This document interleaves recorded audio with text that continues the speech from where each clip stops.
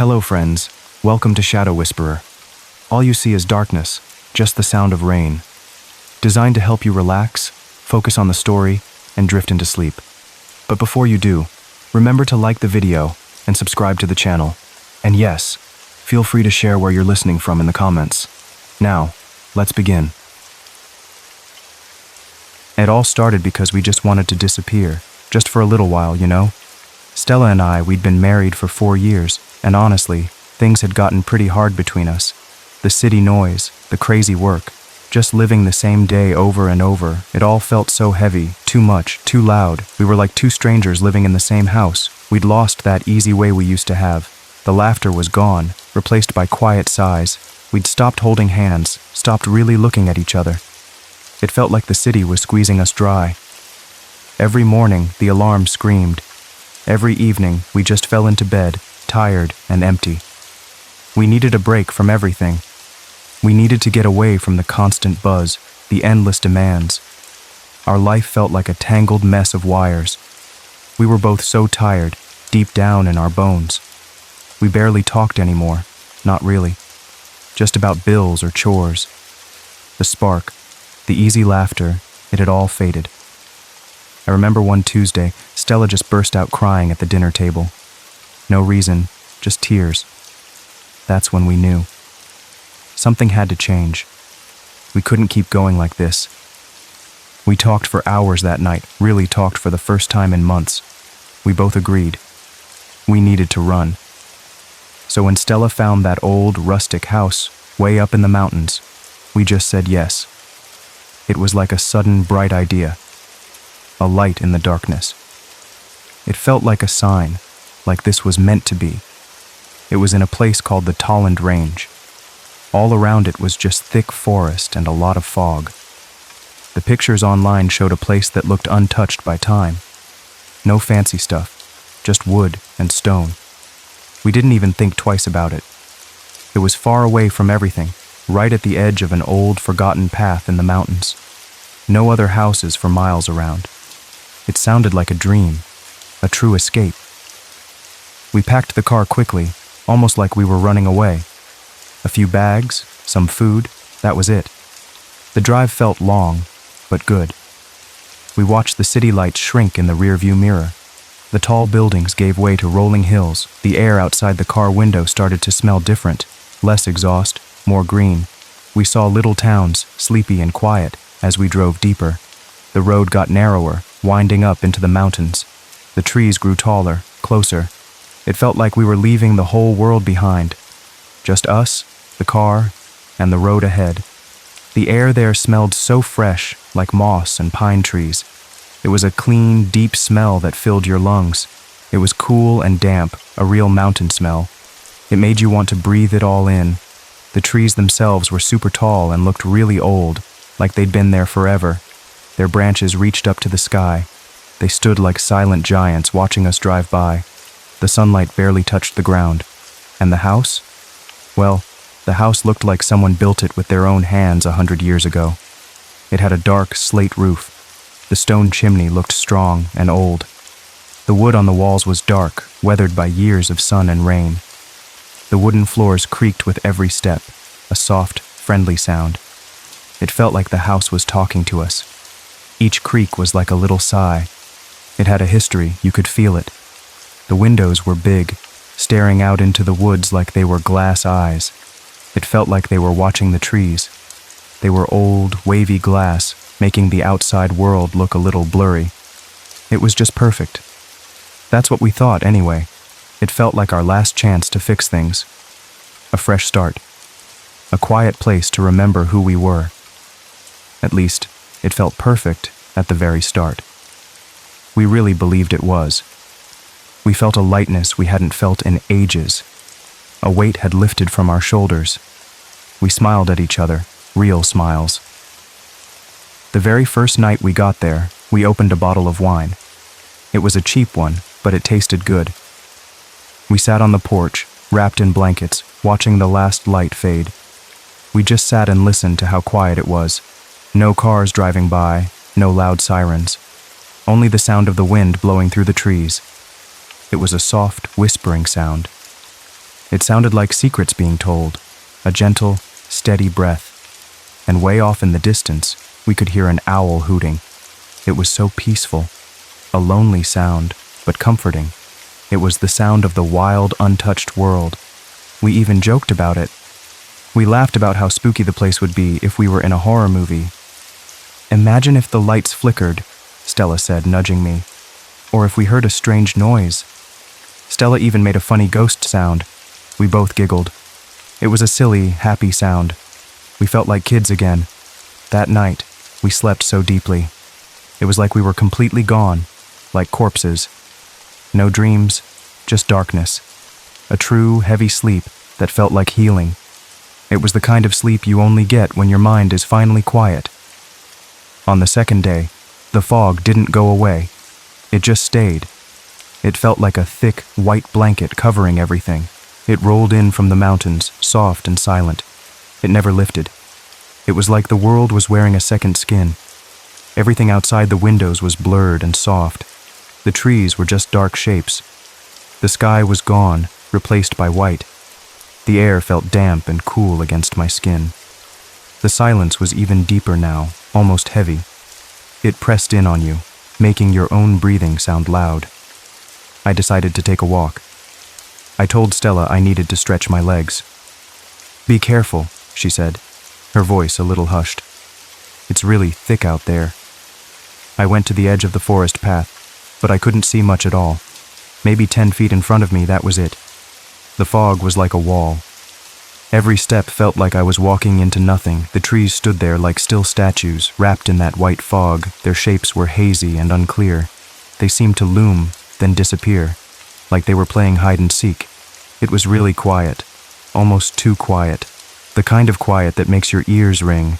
The kind of quiet that makes you listen harder for something, anything. Then I heard something. Footsteps. Just for a second, off to my left. A soft crunching sound, like someone walking on fallen leaves. It was quick, then gone. I stopped walking and listened hard. My heart gave a little jump. My breath caught in my throat. Was it an animal? "Hello?" I called out. My voice sounded small in the big quiet. It felt swallowed by the fog. It barely carried. The fog seemed to absorb the sound. No one answered. Nothing. Just the fog and the trees. The silence pressed in on me. It felt like the forest was holding its breath, waiting. I waited a bit, but the sound didn't come back, so I walked back to the house. A strange feeling settled over me, like I wasn't alone out there, like someone had been watching me from the shadows. It made my skin prickle. That night, it happened. We heard it. The knock. We were sitting in the living room, reading. The fire in the fireplace crackled softly. Stella was reading an old book. I was just staring into the flames. It wasn't a fast knock. It was slow. Few taps. It came from the front door, clear and distinct. It wasn't a branch hitting the house. It was too even, too deliberate. My heart started beating faster. Stella looked at me. Her eyes were wide. Her book slid from her lap. We just stared at each other. We both knew it wasn't the wind. The wind made the house creak, but it didn't knock like that. It was a human sound. But who would be out here? I grabbed my flashlight. My hand felt a little shaky. "Who could that be?" Stella whispered, her voice barely there. I walked to the door, feeling really nervous. Every step felt heavy. Each footstep echoed in the sudden quiet of the house. I opened it slowly, holding the light in front of me. The beam cut through the fog. No one was there. Just the thick, white fog. It hung in the air, still and silent. It felt like a wall of cotton. I stood there for a moment, just staring. The light seemed to get lost in it, like it was eating the light. We tried to laugh it off, like, "Oh, it's just the old house settling." We forced out some nervous chuckles. They sounded hollow, but it wasn't funny.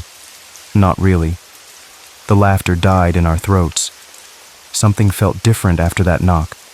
The house felt colder, even though the heat was on. A chill seemed to seep into the very walls. It felt like someone had left a door open to winter. The warmth from the fireplace didn't seem to reach us anymore. Stella kept saying weird things. She said the rooms felt rearranged, like they weren't in the same spot anymore. She'd walk into a room and pause, her head tilted. "Didn't this chair used to be over there?" She'd point and say, "Adam, the kitchen used to be closer to the living room." She swore the hallway was longer. "I feel like I'm walking forever to get to the bathroom." She told me the kitchen had moved a little to the left, just a few feet. "And the sink window," she insisted. "It was a door. I remember it." And she swore the window over the sink used to be a door. She was so sure. Her voice was getting more frantic. Her eyes had a worried look. "Adam, are you sure?" she'd ask. "It feels different." Her brow would furrow.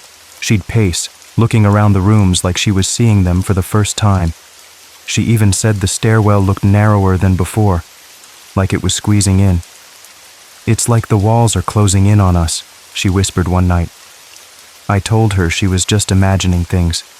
I told her it was because we were used to the city, all that noise. Now it was so quiet, our minds were playing tricks. I tried to sound calm, like I believed my own words, but I was lying. A cold knot was forming in my gut. I felt it too. I told her that, even though I felt it too. I felt the house changing, a quiet, unsettling shift, like the house was alive and moving around us. The floorboards creaked in new places. The shadows seemed to fall differently. On the third night, I woke up suddenly. It was around 3 a.m, a sharp, sudden jolt. My eyes flew open. The bedroom was freezing cold. It felt like winter in there. My breath plumed. I could see my breath in the air. My teeth started to chatter. I looked at the window. It was wide open. Even though I knew we had locked it tight before bed, the curtains were blowing inward, cold air rushing in. I remembered checking the latch myself. It was definitely closed. I was so careful. Then I saw Stella. She was sitting straight up in bed. Her back was stiff.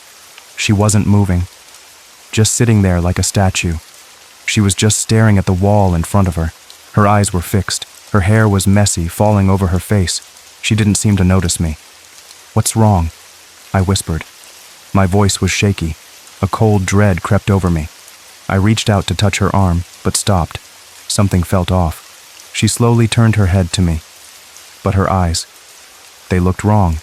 Not scared, not sleepy, just empty. Like no one was home. Like a doll's eyes. They were wide open, but didn't seem to see me. It was like looking into a dark tunnel. "I heard someone breathing," she said. Her voice was flat, like she was talking in a dream. "Right here, inside the room." She didn't blink. She pointed a shaky finger at the empty space beside the bed. I felt a chill go down my spine, colder than the open window. It was a deep, icy fear. My whole body trembled. I wanted to scream, but no sound came out. I pulled the blanket tighter around us. We didn't say anything else. We just lay there, listening to the silence, waiting for something else to happen. Every little creak of the house, every rustle of the wind, made me jump. The next day, we decided we had to leave. We just had to. It was too much. The house, the fog, the knocking, Stella's eyes. It was all piling up. We couldn't stay another minute. The air in the house felt heavy, like it was pressing on us. We needed noise again. We needed to see other people. We needed to be somewhere normal, somewhere safe. The mountain air no longer felt fresh. It felt like a trap. We packed our bags in a hurry. Our hands were shaking as we threw things in. I went out to the car. The fog was still thick, clinging to everything. It felt like it was watching me, like a heavy white curtain. I put the key in the ignition and turned it. Nothing. Just a click. A dead sound. My heart sank. I tried again, hoping. I tried again, and again. The car wouldn't start. Not even a little bit. Just that awful, empty click, like the car was mocking me. The battery was dead, completely dead. But it had been perfectly fine the day before. We had driven it up here, a long way. It made no sense. It was impossible. My phone was dead too. No signal. Not a single bar. I tried to charge it, but it still showed nothing. The screen stayed black. It was just a useless piece of plastic. I tried Stella's phone too. Same thing. Dead, no power, no signal. I went back inside. I picked up the old landline phone in the hallway. It felt heavy in my hand. It was one of those old rotary phones, dusty and forgotten. I put it to my ear. No dial tone. Just silence. Like it wasn't even connected to anything. Like it was just a toy, a prop in this horrible play. We were completely cut off. No way to call for help. No way to leave. We were stuck. A cold knot formed in my stomach. This wasn't a vacation anymore. It was a trap. The walls felt like they were closing in. The silence was deafening. Stella just sat on the couch, staring at the dead phone in my hand. Her face was pale. "What do we do?" she whispered, her voice cracking. I didn't have an answer. My mind was racing, but coming up empty. That night, the whispers started. They were really faint at first, like a soft rustling sound, like dry leaves skittering. It was almost like the house itself was sighing, a low, breathy sound. I could hear them coming from right under the floorboards. A faint, hushed murmur. They seemed to drift from the living room into the kitchen. I got out of bed.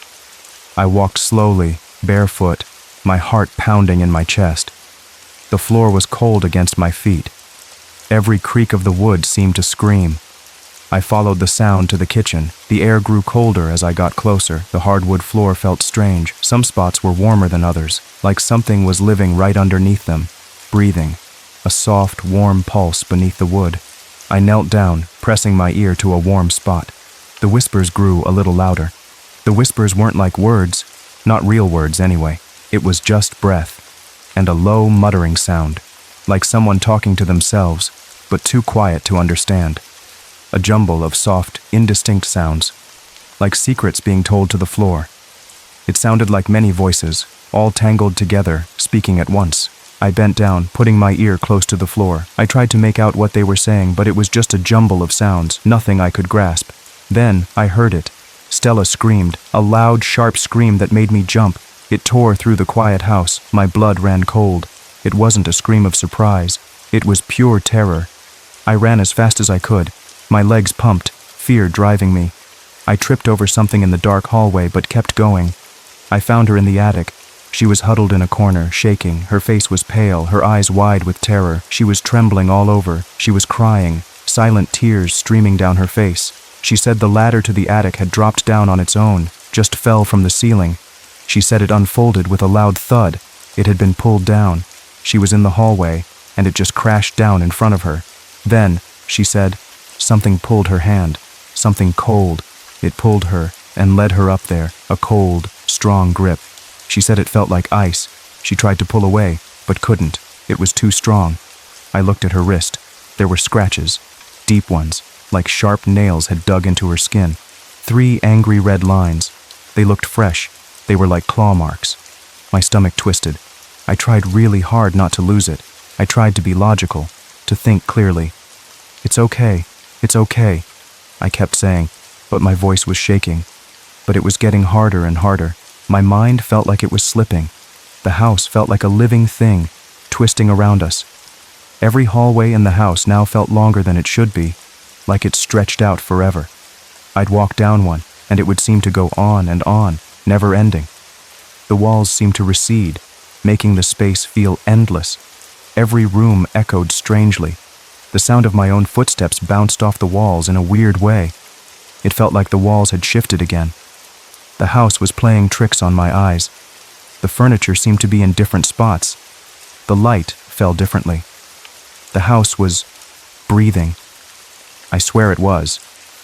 I could feel it. A slow, quiet inhale and exhale all around us. A soft, living pulse. The air itself seemed to move with it. A gentle rise and fall. It was like the whole house was a giant chest, breathing in and out. The next morning, we found them. Footprints. Inside the living room, right there on the old wooden floor, clear as day. They were small, barefoot, and the worst part? They were wet, like someone had just walked in from outside in the damp fog. They were tiny, like a child's foot, and they were still dripping. They led from the front door, right across the living room. Then they went up the staircase, and then they just disappeared, like whoever made them had just vanished into thin air. Right on the third step, they just stopped. Nothing. Stella stopped speaking after that. She just sat in the corner of the living room, staring at the fireplace, rocking back and forth very slowly. She wouldn't eat. She wouldn't drink. Just that slow, endless rocking. Her eyes were empty again. She wouldn't answer me. She wouldn't even look at me. It was like she wasn't really there, just a shell of herself. I tried to talk to her, to get her to respond. Nothing. I held her tight. I told her I would get us out. I promised her. I don't know if she heard me. Her body felt stiff in my arms. I felt her bones, so fragile. I felt so helpless. I tried the car again, banging on the hood. Nothing. I tried the phone again, screaming into the deadline. Still nothing. The fog outside seemed to press against the windows, thicker than ever. It was 4 a.m. I was wide awake, watching Stella sleep fitfully. She tossed and turned, making little whimpering sounds. Her face was pale in the dim light. She looked so small, so lost. Then I heard it. The front door creaked open. Slowly. A long, drawn-out groan of old wood. It was a sound that chilled me to the bone. I got up. My heart was pounding like a drum. It felt like it would burst. My bare feet made no sound on the floor. I moved like a ghost.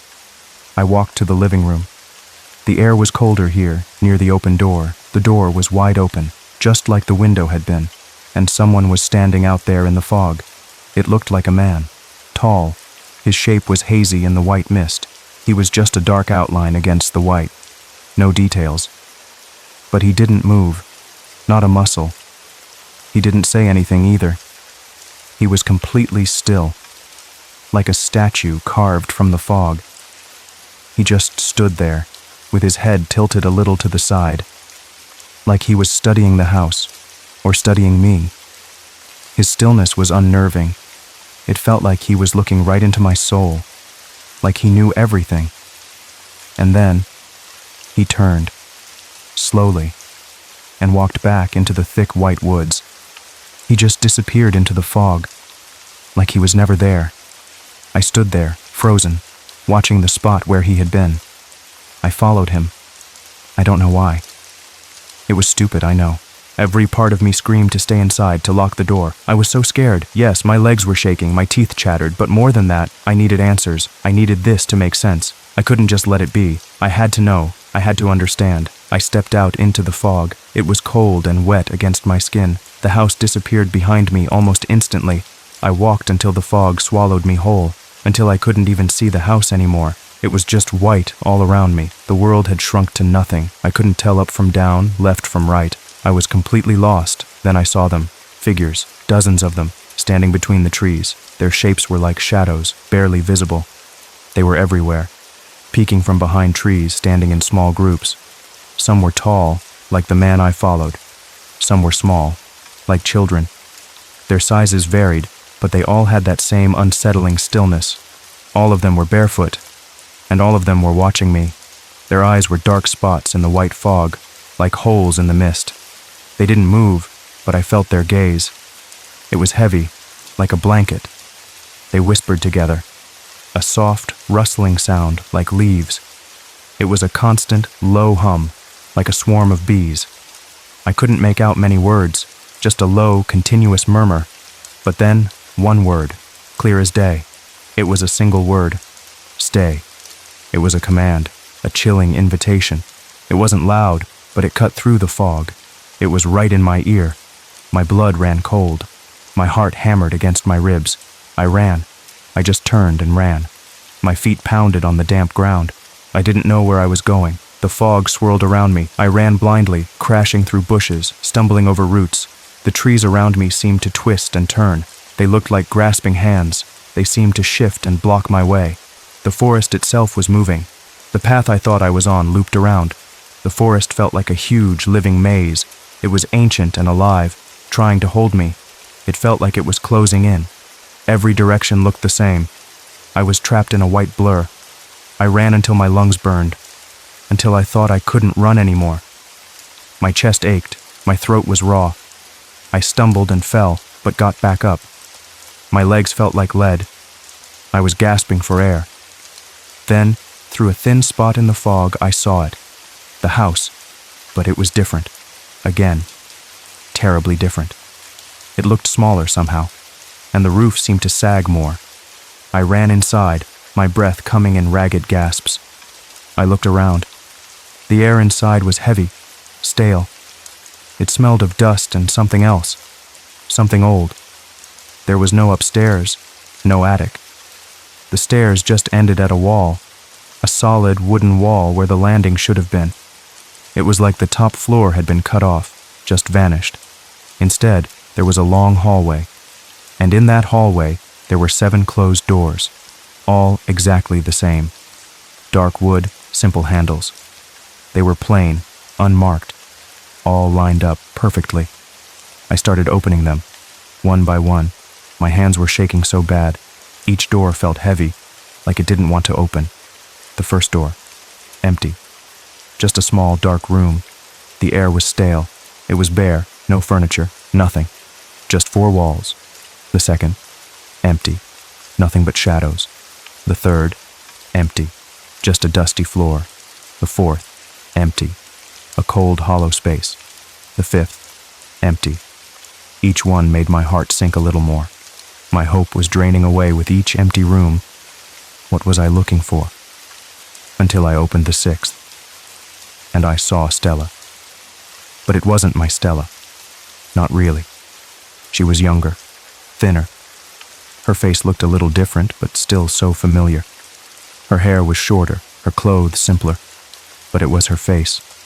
She was wearing a dress I hadn't seen in years from when we first met, and she was crying, real tears running down her face. Her eyes were red. Her shoulders shook with silent sobs. She looked so heartbroken. "Adam," she whispered. Her voice was so small, so full of pain. It was the voice of a girl, not the woman I married. And then, just like that, she vanished. Like a puff of smoke. The room was empty again. Just the stale air and the dust. I stood there, staring at the empty space, my mind reeling. I don't know how long I was gone after that. Hours? Days? It felt like forever. My mind was a blur, a jumbled mess of fear and confusion. I stumbled through the house, opening doors again and again. When I finally found Stella, my Stella, she was hiding. She was curled up in a tiny crawl space under the stairs. She was pale and shivering. Her eyes were wide, filled with a deep, silent terror. She was clutching her knees to her chest, rocking slightly. "Adam," she said, her voice weak. "You've been missing for 3 days." 3 days. I couldn't believe it. It felt like only minutes since I ran into the woods. My stomach dropped. 3 days. What had I been doing? Where had I been? The thought was a cold, sharp knife. I told her what I saw. About the man, the figures, the house changing, the other Stella. She didn't even blink. She just listened. Her face was still. She didn't interrupt, didn't question, just absorbed my words. Then she told me something even stranger. She said she saw herself, outside the window, the night before, smiling, a wide, creepy smile. Not her smile, not Stella's smile. It was too wide, too fixed. It didn't reach her eyes. We don't sleep now. Not really.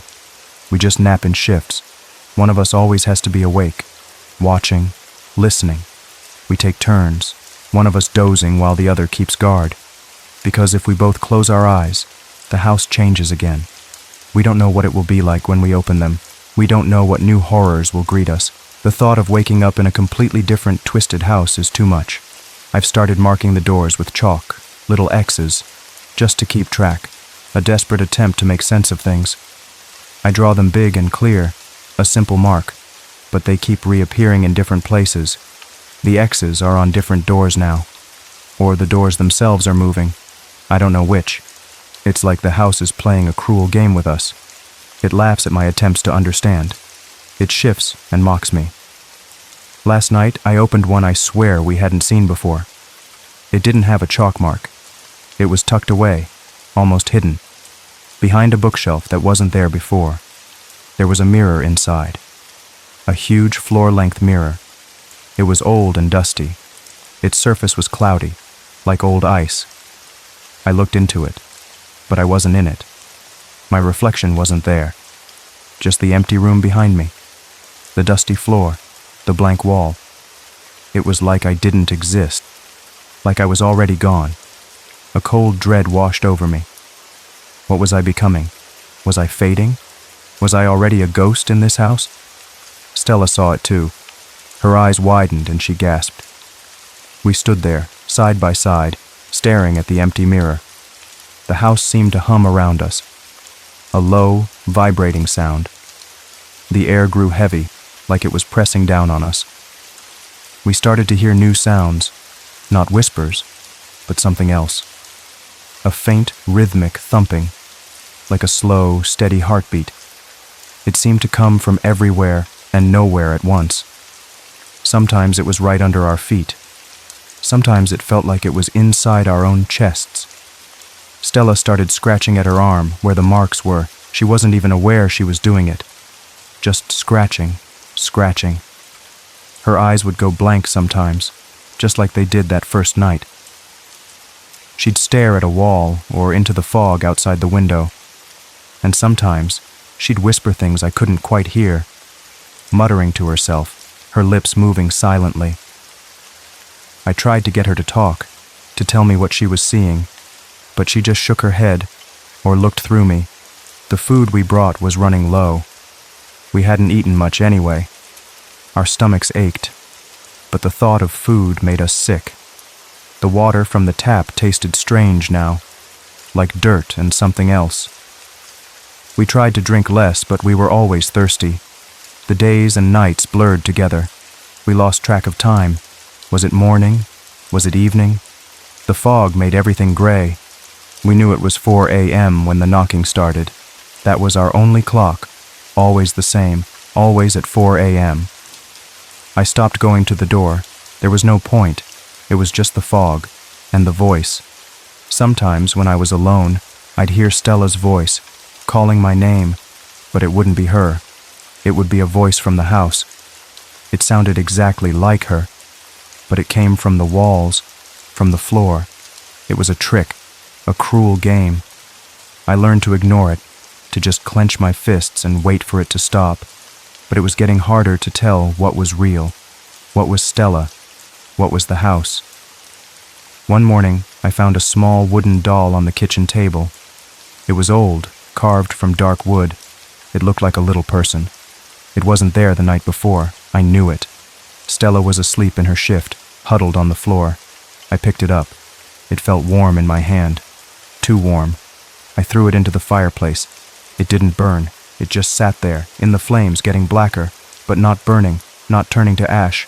Then, slowly, it started to glow red, a faint, pulsing light. I stared at it, horrified. It felt like it was watching me. I smashed it with the poker, again and again. It splintered, but the pieces still glowed, still pulsed. I swept them into a bucket and threw them outside, into the fog.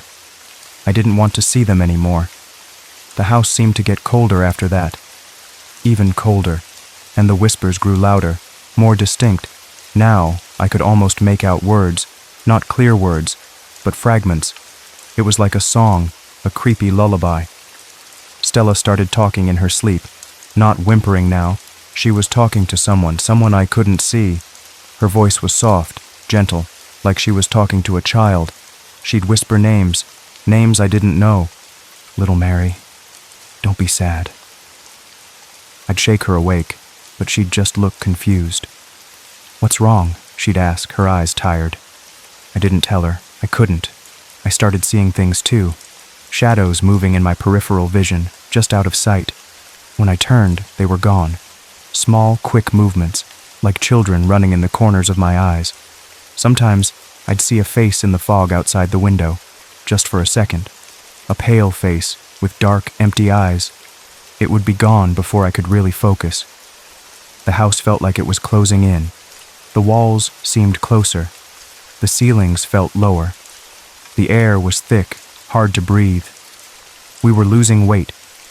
Our clothes hung loose on us. Our skin was pale, almost gray. Our eyes were sunken. We were fading, just like my reflection in the mirror. I started to wonder if we were already dead, if this was some kind of in-between place, a place where you slowly disappear. One night, the knocking came early, not at 4 a.m. It was midnight. Stella was awake. She looked at me, her eyes wide with fear. "It's different," she whispered. "It's too early." I got up, slowly. My legs felt heavy. I walked to the door. My hand reached for the knob, but Stella grabbed my arm. Her grip was surprisingly strong. "Don't," she said, her voice a low growl. "Don't open it." Her eyes were not empty now. They were filled with a wild, desperate fear. I looked at her, really looked at her, and I saw it. A faint, creepy smile on her face. Just for a second. It was the smile I had seen outside the window, the one she said she saw on herself. My blood ran cold. My own wife. I pulled my arm away. I had to know. I opened the door.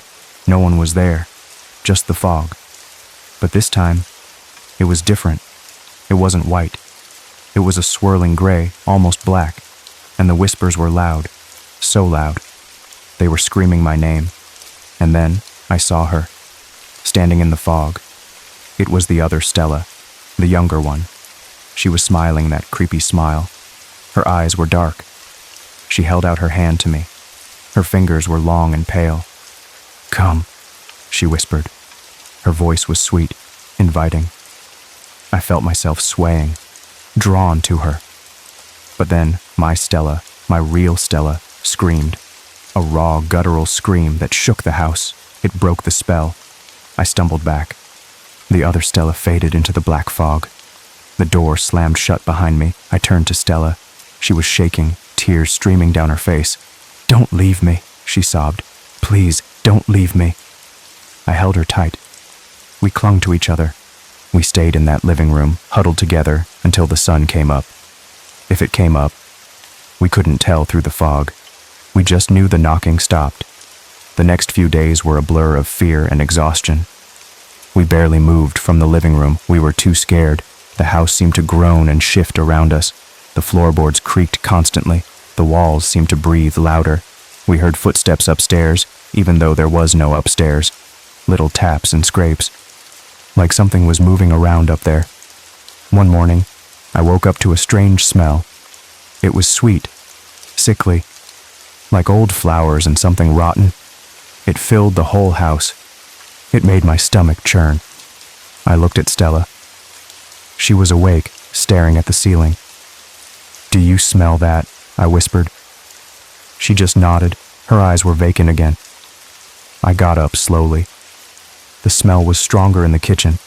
I followed it. It led me to the sink, the window over the sink. It was open, and leaning against the sill was a single, withered flower. It was dark, almost black, and it was dripping something dark onto the wood. It smelled like death. I looked out the window. The fog was still there, but through a thin spot, I saw them, the figures. They were standing in a circle, far off in the woods, and they were looking at the house, at me. They raised their hands, all at once, and then the house shook, a deep, rumbling tremor. The floorboards groaned, the walls cracked, dust rained down from the ceiling. Stella screamed from the living room. I ran back to her. She was on the floor, curled up. "It's alive!" she shrieked. "The house is alive!" I pulled her up. "We have to get out!" We ran to the front door. I pulled on the handle. It was stuck, locked tight. I kicked it, again and again. Nothing. It was like the house was holding its breath. The thumping heartbeat grew louder. It vibrated through the floor, through my bones. The walls seemed to pulse with it. We ran to the back door. Same thing. Locked. All the windows were sealed shut, like they were glued. We were trapped. Completely. Stella started to cry again. A soft, hopeless sound. "It wants us to stay," she whispered. "It wants us to join them." I held her close. We were so tired, so defeated. The house kept shaking. The sounds grew louder. The whispers were a roar now, a jumble of voices. I looked at Stella. Her eyes were closing. She was fading. I could feel it. I had to do something. Anything. I remembered the fireplace, the one where I tried to burn the doll. Maybe there was a way out through the chimney. It was a crazy idea, but I had no other. I pulled Stella towards the fireplace. She was barely moving. The chimney was dark, narrow, but it was a chance. I pushed her inside, gently. "Go up," I whispered. "Go up." She looked at me, her eyes clouded. "Adam, go," I urged. "I'm right behind you." She started to climb, slowly. Her hands scraped against the stone. I watched her go, my heart breaking. The house was screaming now, a high-pitched whine. The walls were cracking, big lines appearing. The ceiling started to crumble. I looked up. Stella was almost gone. I heard a new sound, a wet, tearing sound, from the walls, like something was ripping. And then, a face, a pale, empty face. It pushed through the wall, right beside me. Its eyes were dark holes. Its mouth was open, screaming. It wasn't a human scream. It was something else. It reached for me. Long, bony fingers. "Stay!" it hissed. Its voice was like dry leaves. I screamed, a raw, animal sound. I turned and scrambled into the chimney. I pushed myself up as fast as I could. The face was right behind me. Its breath was cold. I could feel its fingers on my ankle. I kicked, hard, and heard a wet thud. I kept climbing, scraping my knees, my hands. The chimney was so tight. It felt like it was squeezing me. I heard Stella above me. A faint gasp. Then, a rush of cold, fresh air. I pushed through the top. I was out. I fell onto the slate roof, gasping. The fog was still thick, but I could breathe. I looked down. The house was twisting. The walls were buckling, like they were melting. The roof was groaning. I looked for Stella. She was there, beside me. Her face was covered in soot. Her eyes were wide. We clung to each other, watching. The house was collapsing inward. It was like it was eating itself. The sounds were deafening, cracks, screams, roars. And then, silence. The fog rushed in, swirling. When it cleared, there was nothing. No house, just thick trees, and a patch of disturbed earth like a giant hole. It was gone, completely gone. We just sat there, shivering, on the cold ground. We didn't know what to do, where to go. We were just two broken people, lost in the fog. Epilogue. 3 weeks later, a ranger found us. 3 weeks later, we were starving. Our clothes were torn, our bodies thin and weak. We were disoriented, completely confused, and we were barefoot. Our feet were cut and bruised. We were barely alive, just shells of who we were. They said the house was abandoned, had been for years. Said no one had rented it to us. They said the listing for the house never even existed. It was all a lie, a trick. They said we were just confused, that we must have wandered off. There's no record of our booking anywhere, no cell phone data from our phones, no calls made, nothing, like we were never there. But we have the scratches, the deep ones on Stella's wrist. They are faded now, but still visible, a permanent mark, a reminder of what happened. We have the photos we took on our phones, even though they just look like normal vacation pictures to everyone else. To them, it's just a house in the woods. To us, it's proof that it was real, proof that we weren't crazy, and we have the nightmares. Every single night, they are always the same. The fog, the house, the empty eyes, the whispers, the screams, the feeling of being trapped. Sometimes I hear it, the knocking, at 4 a.m, just like before. Few slow taps. It comes from my bedroom door, or the front door of our new apartment. When I open the door, there's no one there, just fog, thick and white. It seeps into my room, even though the window is closed. And a voice, faint and familiar. It whispers from the white mist. It's always there, always waiting. It follows us. It's in our minds. We are home now, but we are not free. The house may be gone, but it lives inside us. And sometimes, When I look at Stella, I see it. A flicker in her eyes. A hint of that creepy smile. Just for a second. Then it's gone. But I know it's there. Waiting. And I know, deep down, we never really left. We are still in the Tolland Range. We are still in that house. And we always will be.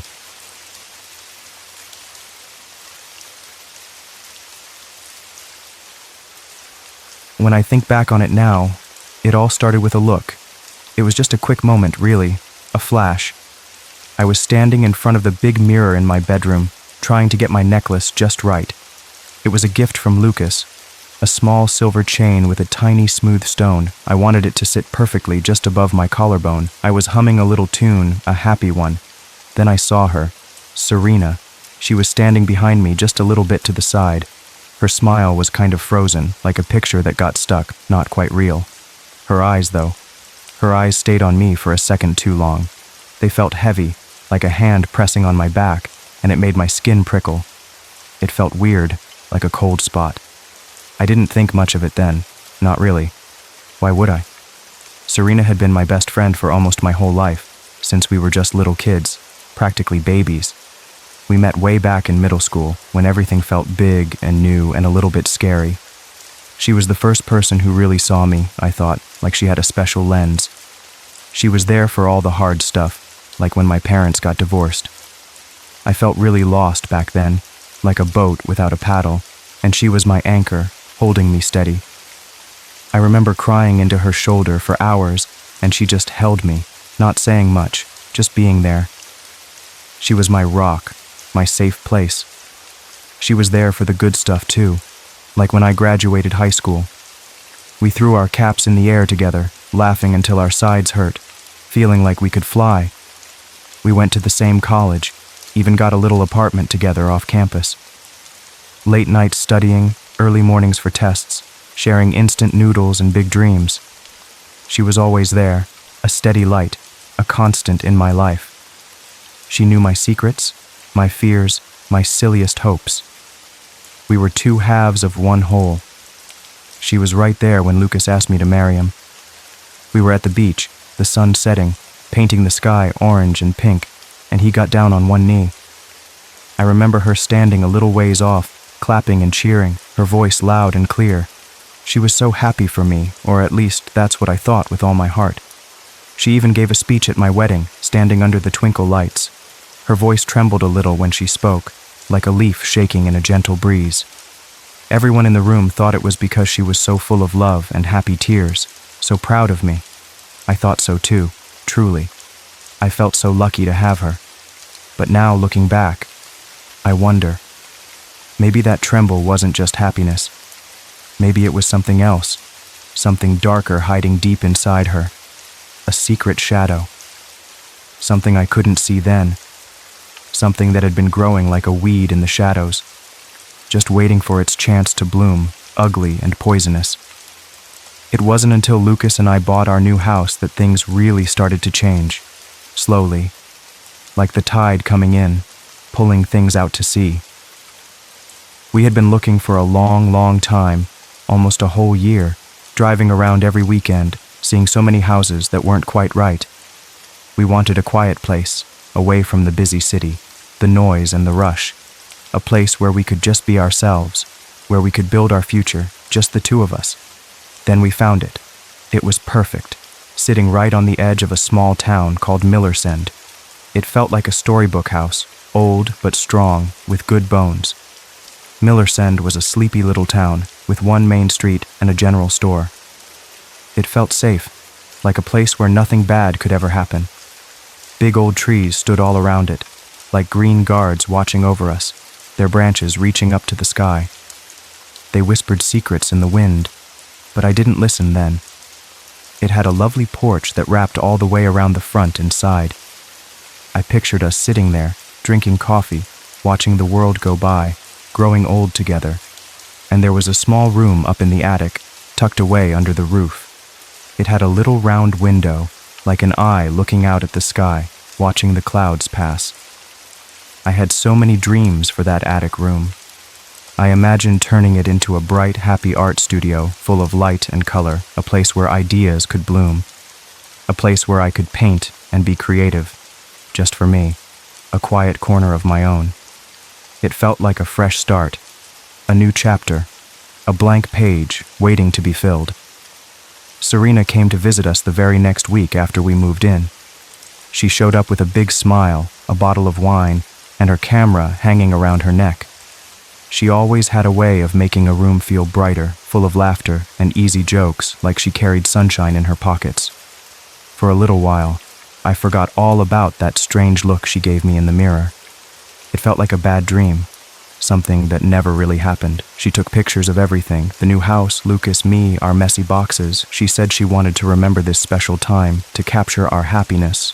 She even joked about being our official house photographer. I laughed, feeling warm and happy, surrounded by my two favorite people. But then, the odd things started. They began that very night she was there. Small things at first, easy to miss if you weren't looking close, like tiny cracks. Later, when I was cleaning up after she left, I picked up the empty wine bottle. It was cool in my hand, the glass smooth and clear. It was empty, of course, but I noticed something on it. There was a tiny symbol carved right into the glass, almost hidden by the label, so small you could miss it. It looked like an eye, just a simple, sharp shape, like a thin slit looking out. I ran my fingers over it. It felt cold and a little bit sharp under my touch. It made me feel a little strange, like a cold finger tracing a line down my spine, making me shiver. I shook my head, trying to make the feeling go away, to brush it off. The next day, I called Serena. I just wanted to know what it was, what that little eye meant. I tried to sound casual, like it was just a curious question. She just smiled, that same kind of frozen smile, like she was holding something back, a secret she didn't want to share. "Oh, you noticed that," she said, her voice light. Her words were simple, but the way she said them made my stomach feel funny, like a knot twisting inside, a cold, tight ball. It was like she knew something I didn't. But I pushed the feeling away, told myself I was being silly, imagining things. It was just Serena, my best friend. She wouldn't do anything strange, not to me. Then came the noises. They started slowly, just a little tapping sound. It seemed to come from the attic, which was empty back then. We hadn't put anything up there yet. At first, I told myself it was just squirrels running around on the roof, playing games, chasing each other. Or maybe it was the old pipes in the house, making strange sounds as they settled. Old houses make noises, I told myself, trying to be brave. It was just the house getting used to us, stretching its old bones, finding its voice. I tried to believe it, really tried, but the tapping kept happening. It wasn't just a random creak or a settling sound. It was a rhythm, like someone tapping their finger lightly on wood, over and over again. Tap, tap, tap.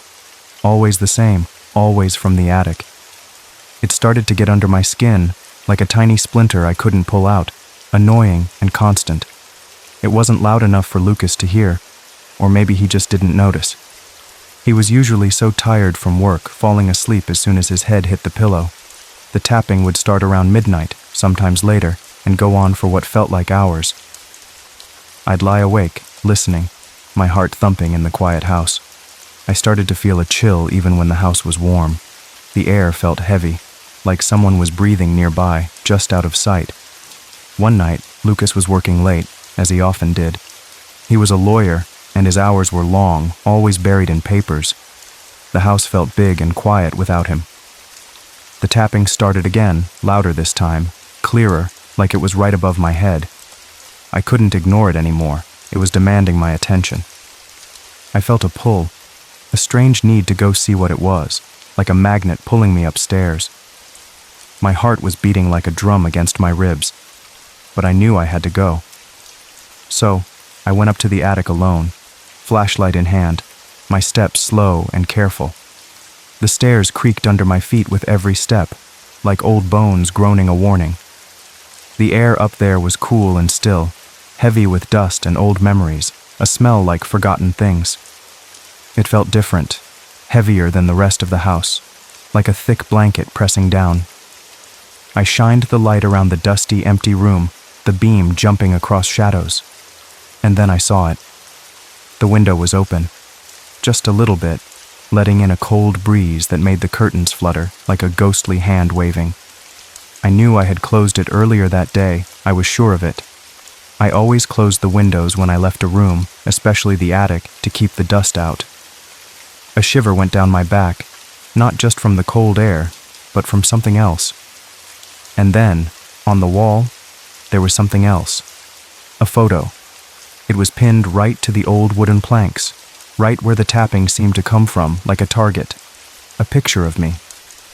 I was smiling in the photo, standing right on our front porch, holding a box. It was from the day we moved in. I remembered the outfit, the bright sun. But I hadn't known anyone was taking pictures of me that day, not from that angle, not hidden in the trees. A cold wave washed over me, a sudden chill. A shiver went down my back, colder than the breeze from the window. Who took this? And why was it here, in my empty attic, watching me? The only person who had been around with a camera was Serena. The thought made my heart beat faster, a frantic bird trapped in my chest, desperate to escape. Lucas started changing after that. It was slow at first, so slow I almost didn't notice, like the sun setting by tiny degrees, the light fading. He used to be so full of life, always laughing and talking, telling me about his day, his arms around me. Now he grew quiet, like a shadow pulling back.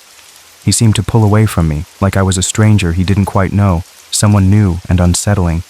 He became irritable, easily annoyed by small things. A loud noise, a dropped fork, my asking him about his day. It wasn't like him at all. He used to be so patient, so kind. Now, a dropped spoon could make him sigh with frustration. He'd spend more and more time at work, or in his study, the door closed. When he was home, he'd just stare at the TV, not really watching, his mind far away. One morning, he looked at me across the breakfast table, and his eyes were different.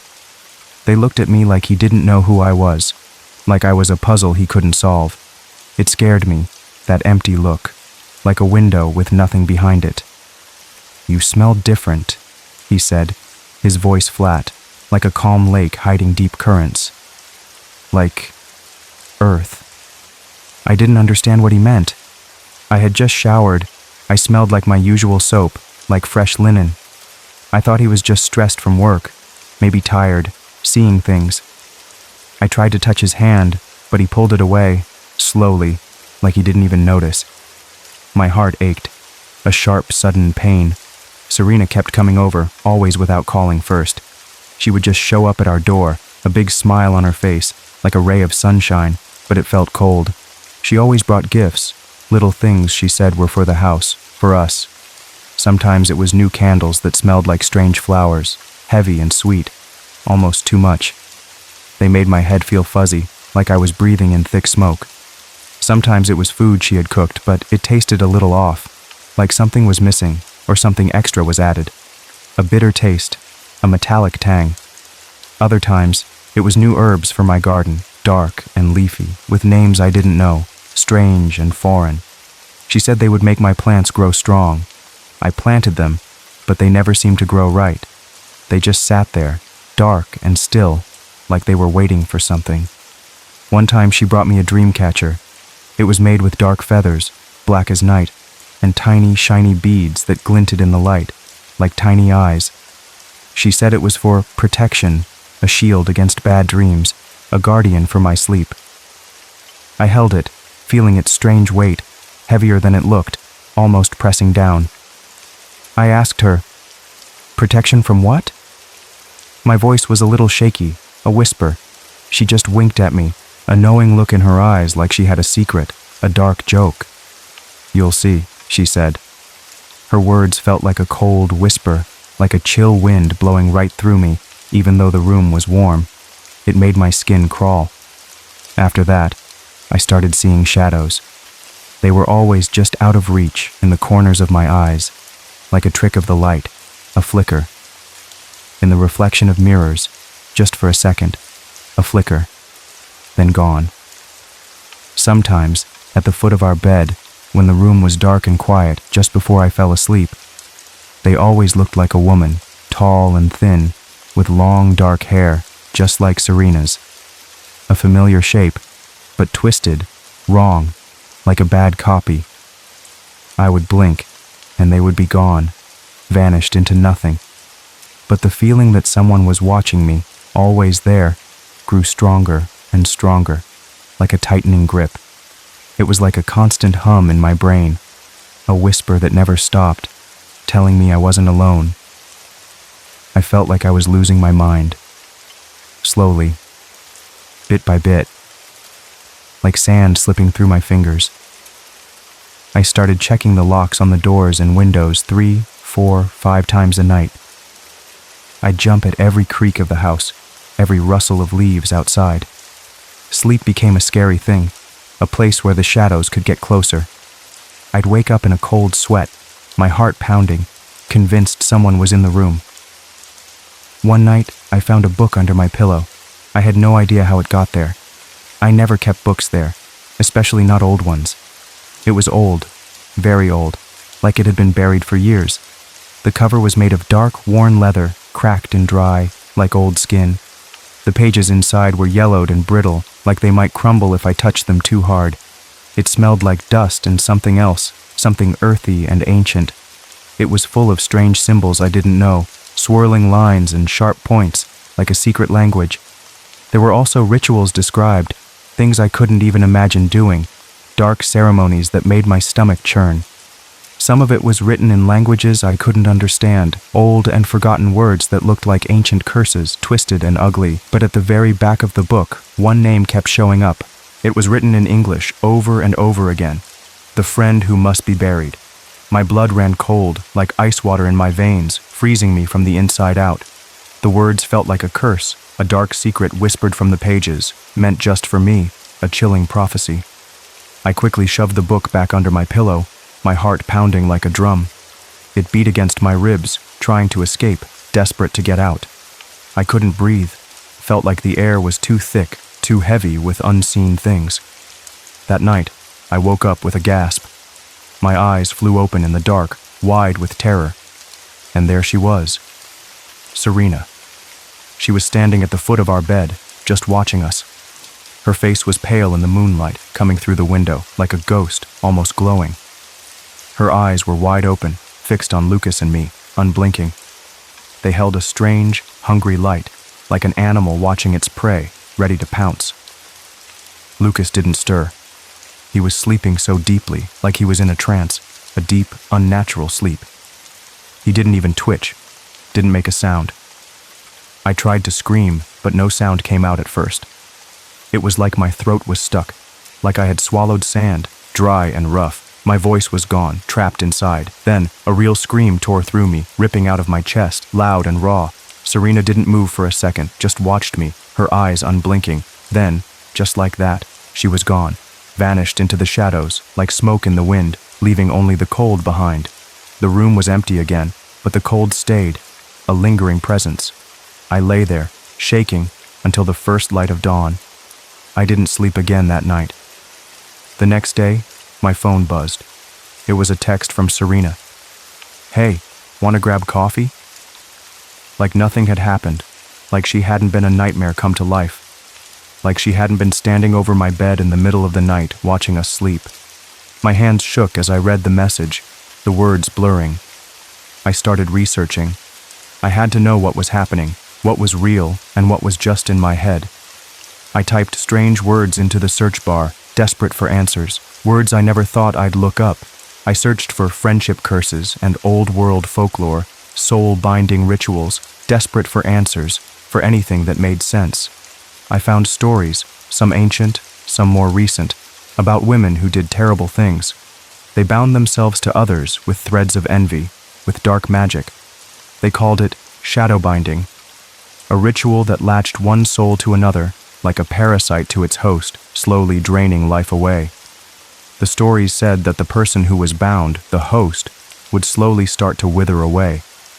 Their life force would be taken, stolen by the one who bound them. Their energy, their happiness, their very being. The binder would grow stronger, brighter, while the host faded, becoming a shell. It all started to make a terrifying kind of sense, like pieces of a dark puzzle fitting together, forming a horrible picture. My hair started falling out in clumps, leaving bald spots on my head like patches of dry earth, raw and exposed. I had bruises all over my body, dark and purple, and I couldn't explain how they got there. My skin felt dry and flaky, my eyes were sunken. I looked like I hadn't slept in weeks, even though I was always tired. Lucas stopped sleeping in our bed. He moved to the guest room, saying he needed space, that he couldn't sleep with my tossing and turning. But I think he was scared of me. He saw the changes, even if he didn't understand them. He saw me fading away, becoming something else. He started avoiding my gaze, his eyes darting away when I looked at him. Our conversations became short, strained, full of unspoken fear. I tried to talk to him, to explain what I was feeling, but the words wouldn't come out right. They sounded crazy, even to me. He just looked at me with a sad, tired expression, like he was watching me disappear. I felt so alone, so utterly isolated in my own home. One night, I dreamt of drowning.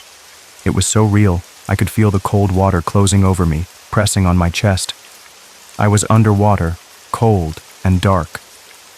My lungs burned, and I couldn't breathe, desperate for air. I thrashed and struggled, fighting against the unseen current, but it pulled me down, deeper and deeper.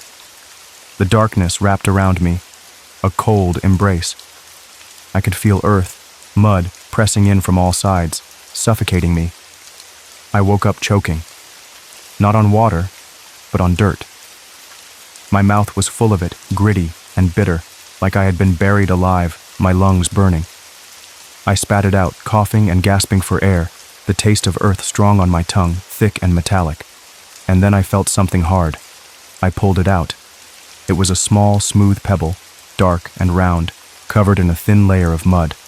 And carved into it, clear as day, was the same eye symbol. The same eye I had seen on the wine bottle Serena brought. The same eye from the strange, old book. My hands trembled as I held the tiny stone.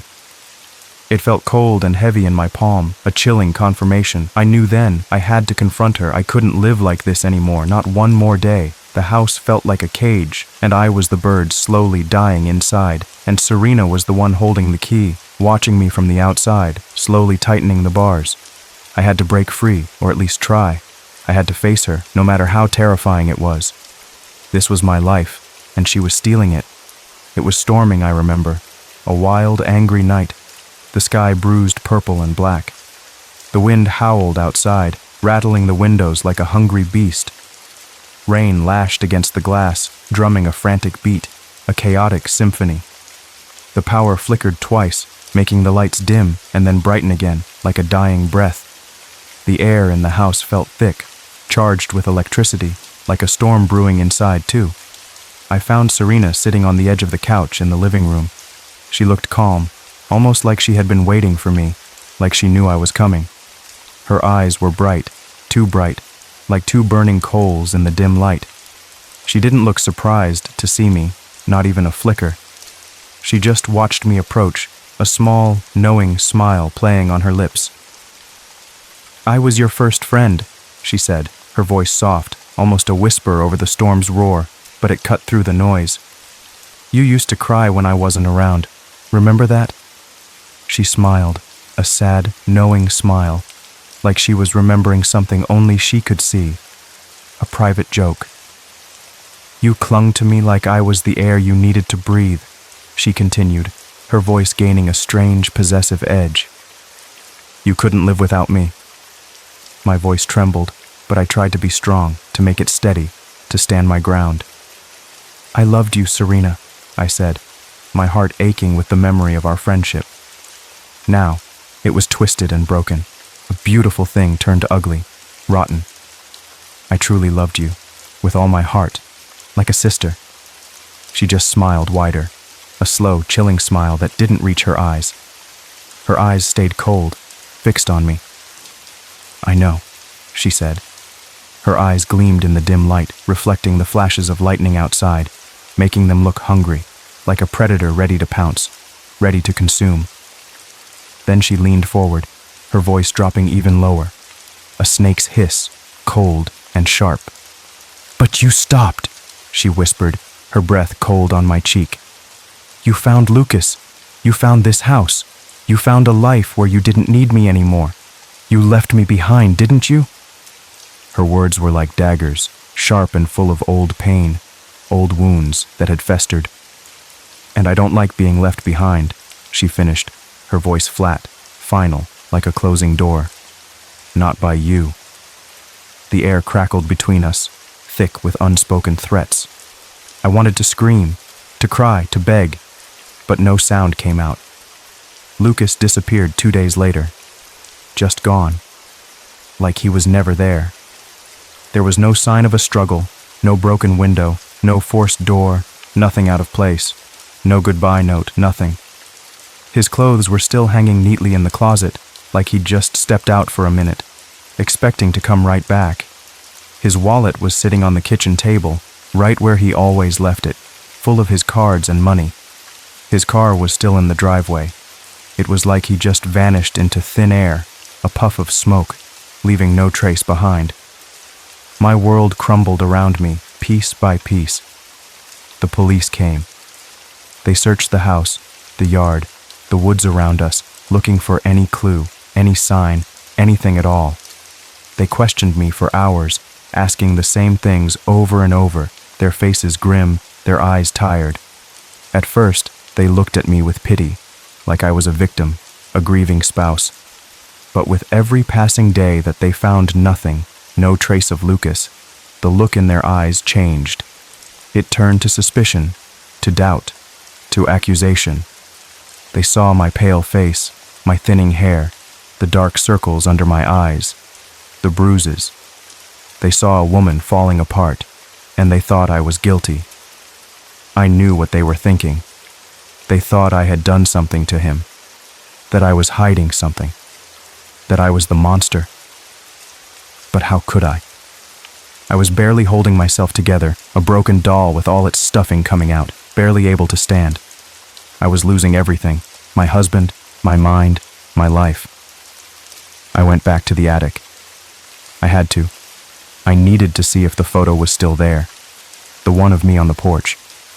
My hands shook as I climbed the stairs, each step heavy. It was gone. The wall was bare where it had been, just old, dusty wood, empty. But in its place there was another photo. Pinned right in the center, a new picture. It was Serena. She was wearing my favorite blue dress, the one I wore for our engagement photos, the one I loved. She was standing in my kitchen, in front of the window, bathed in sunlight, looking perfectly at home. And she was smiling. A wide, triumphant smile. It was like she was saying, "This is mine now. All of it. Your life, your husband, your home." My stomach churned, a cold, sick feeling, like I was going to throw up. She was taking over my life, piece by piece, replacing me, erasing me. I had to get out. I couldn't stay here, not one more second. I tried to leave. I packed a small bag, just a few things, enough for a night, a change of clothes, my toothbrush. I booked a hotel room in the next town over, far away from this house. I got into my car, my hands shaking on the steering wheel, my breath coming in ragged gasps. I turned the key, but the engine just coughed, a weak, sad sound. It wouldn't start. I tried again and again, turning the key, pumping the gas, but nothing. Just a sad, weak cough, over and over. The car was dead. My phone kept freezing too. Every time I tried to use it, the screen would just show one image, Serena's face, smiling. Even when I powered the phone off, it would pop back up, her smiling face staring at me from the dark screen, mocking me. It was like she was everywhere. I threw the phone down, hard, against the dashboard, shattering the screen. I had to get out. I ran out of the house into the woods that surrounded it, desperate. I ran as fast as I could, my lungs burning, my legs aching, not looking back, not daring to. I just needed to be away from her, away from this house, away from this nightmare. The trees seemed to close in around me, their branches like grasping arms. The fog closed in around me, thick and cold, making it hard to see more than a few feet in front of me. I ran deeper and deeper, hoping to find a road, a way out, any path that led to freedom. But no matter how far I ran, no matter which way I turned, I found myself back at the house again. The old porch, the dark windows staring at me, like eyes watching my every move. It was like a cruel joke, a twisted game, a never-ending loop. I stumbled to the door, my legs aching, my breath coming in ragged gasps, my body screaming in protest. And there, stuck to the wood, was a note. Just a small piece of paper white against the dark wood, held by a single sharp thorn. It had only 3 words. You said forever. My heart sank, a heavy stone in my chest. It was Serena's handwriting, neat and clear, chillingly familiar. A reminder of a promise, twisted into a threat, a prison sentence. I don't remember how long it's been since then. Days? Weeks? Months? Time doesn't really mean anything anymore. Not in this place. Not in this nightmare. The house changes now. Hallways appear that weren't there before, stretching out too long, leading to nowhere, like a maze designed to trap me. Rooms seem to grow bigger, or shrink, or just disappear entirely, like they were never there, shifting like shadows. The house is alive, and it's playing tricks on me, mocking me. The mirrors. I used to look at myself in them, see my own face, my own reflection. Now, they don't reflect me anymore. Sometimes they show an empty room. Sometimes they show Serena's face, smiling that frozen smile, her eyes gleaming. Sometimes I see Lucas. He walks in the garden, or sometimes he's just standing by the window.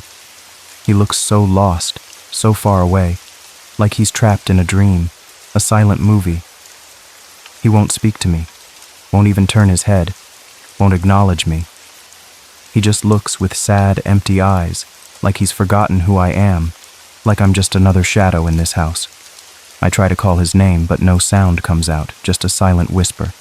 It's like he's a ghost, or maybe I am. Maybe we both are, haunting this house together, forever trapped by her. Sometimes I hear Serena. She sings at night, a lullaby from middle school, one we used to sing together, just the two of us, sweet and innocent. My best friend is made of glass. She sees me through. She doesn't pass. Over and over again, her voice soft but clear, echoing through the empty rooms. It used to be a sweet song, a happy memory of childhood. Now it's a terrifying reminder of what she's done, of what I've become.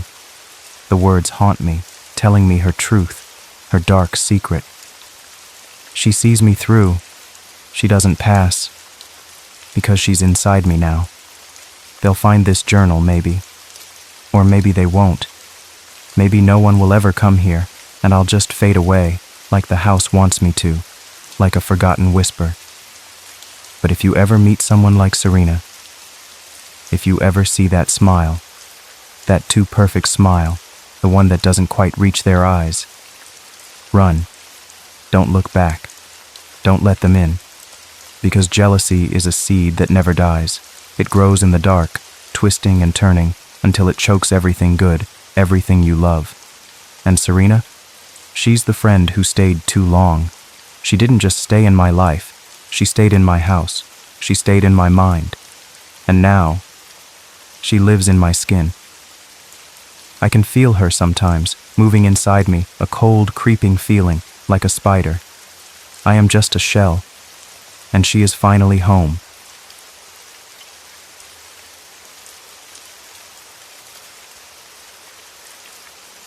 I am Daryl Greenlaw of the Greenlaw family of Freeton County. If you grew up anywhere within 60 miles of here, you know that name. Old money, not just money, but older traditions, a reputation built on tobacco, railroads, and things more whispered about than spoken aloud.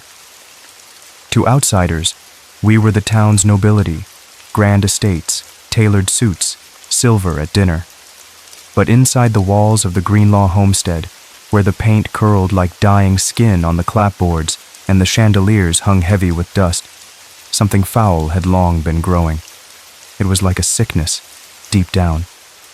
I came back in the winter of 1934, after nearly a decade away. I had sworn never to return, but you know how family works. Wills, lawyers, letters from old men with shaking hands. My father's death dragged me back, like a noose slowly tightening over the years. Getting back to Freeton was a long, cold ride. The bus rattled and shook, and every mile closer my stomach twisted. The landscape started to feel familiar, not in a good way. It was like the land itself was remembering me, and maybe, just maybe, it wasn't happy about it. The trees seemed to lean in closer, their branches like long, bony fingers the closer I got to Freeton. The sky grew heavy, too. The town itself looked just the same, only older, somehow. The main street was quiet. The general store had the same dusty window display. People looked at me, not really at me, but through me, like I was already a ghost. They knew who I was. That was clear. The Greenlaw boy, back again. Some nodded, their faces grim, some just turned away fast. Nobody smiled. The name Greenlaw hung in the air like a heavy fog, even out here on the street. It felt like a curse. The taxi ride to the house felt even longer. The driver, old Mr. Hemlock, kept his eyes straight ahead. He didn't say much, just gripped the wheel tight, his knuckles white. The house loomed up, bigger than I remembered, even from the stories. It sat far back from the road, half hidden by huge dark trees that seemed to claw at the sky. The paint was peeling even more now, like a sickness on the old wood, revealing the dark wood beneath. The porch steps groaned under my weight, a deep, tired sound. The front door was a deep, dark wood, heavy and cold to the touch. It felt like walking into a tomb, not just a tomb, but a hungry mouth opening wide. Inside, the air was stale and cold, heavy and thick. Dust motes danced in the slivers of light that broke through the thick curtains like tiny, trapped spirits. Every sound echoed, making the big house feel even emptier, more alone than any empty house should be. I spent the first few days just trying to get used to it. The silence was the loudest thing, pressing in on me from all sides. Footsteps on the creaking floorboards, the wind whistling through cracked window panes. They all sounded like whispers, like voices just out of reach. My father's old study was still filled with his heavy furniture, his smell, his pipe. I didn't touch anything I couldn't bring myself to. It felt like touching a sleeping giant, a ghost still waiting there. I just walked around, feeling smaller and smaller, like a fly trapped in a web. I tried to make the East Wing bedroom feel like my own. It used to be my room as a boy, full of sunlight. But now the curtains were stiff with mildew, clinging to the glass like a damp shroud. It always felt cold, like the winter seeped right into the walls, like a chill from something deeper. I ate meals alone at the big dining table, the silverware clinking like tiny bells in the vast, empty room. The cook, Mrs. Gable, she just left plates on the counter and then disappeared, like a shadow. She never looked me in the eye, not once. Sometimes, at night, I thought I heard things. The old house settling, maybe. Just the wind, I told myself. A trick of the mind. My nerves tired from the long trip and the funeral playing tricks. But the feeling that I wasn't alone, that feeling grew stronger with each passing hour. It wasn't a comforting feeling. It was a cold touch on the back of your neck when nobody was there, when no one should be. It was the third night after I returned when I heard the voices. It wasn't just sounds anymore. I had been trying to sleep, staring up at the dark ceiling, counting the cracks. The Greenlaw house was massive, with creaking staircases and cold fireplaces that hadn't known warmth since the war, not since long before that, it seemed. I slept in the East Wing, where the mildew curled up the curtains like fingers pointing at me. That night, I woke to the smell of pipe smoke. It was thick, sweet, and cloying, hanging in the air like a shroud, like something dead. My father's blend. I knew it anywhere. I couldn't mistake it. For a moment, a strange warmth spread through me, a memory of him in his study, a book in his hand, a quiet evening. Then, the warmth turned to ice, chilling me to the bone. I'd buried him myself 2 weeks ago. He wasn't here. He couldn't be. My heart started to pound, a slow, heavy drum in my chest, shaking my whole body. The smell was so strong, it felt like he was standing right there in the room with me, breathing down my neck. But there was nothing. just the darkness, heavy and complete. Then the whispers came next. Faint, barely there, just beneath hearing, like the sound of insects moving inside walls or dry leaves rustling on stone. They were like a dry rustle of leaves, a scratchy whisper that slid into my ears like spider silk. I sat up, my breath catching in my throat, holding it tight. I tried to tell myself it was the wind, the old house. But the pipe smoke smell was too real, too close, and the whispers, they were too distinct to be just wind. They had a purpose. They weren't words I could make out, not yet. Just sounds, like many mouths talking at once, but from far away, like echoes from a deep well. It was like they were talking about me or around me, but I couldn't grasp what they said, not a single word.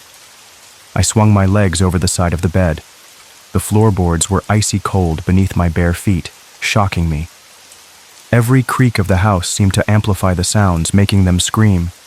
I felt a pull, a strange tugging sensation, leading me out of the room, pulling me like a string. I followed the sound down the long, carpetless hall to the attic stair. The whispers grew a little louder here, more insistent, like they were calling my name. The air felt colder, heavy and still, pressing down on me. The attic door was ajar. It shouldn't have been.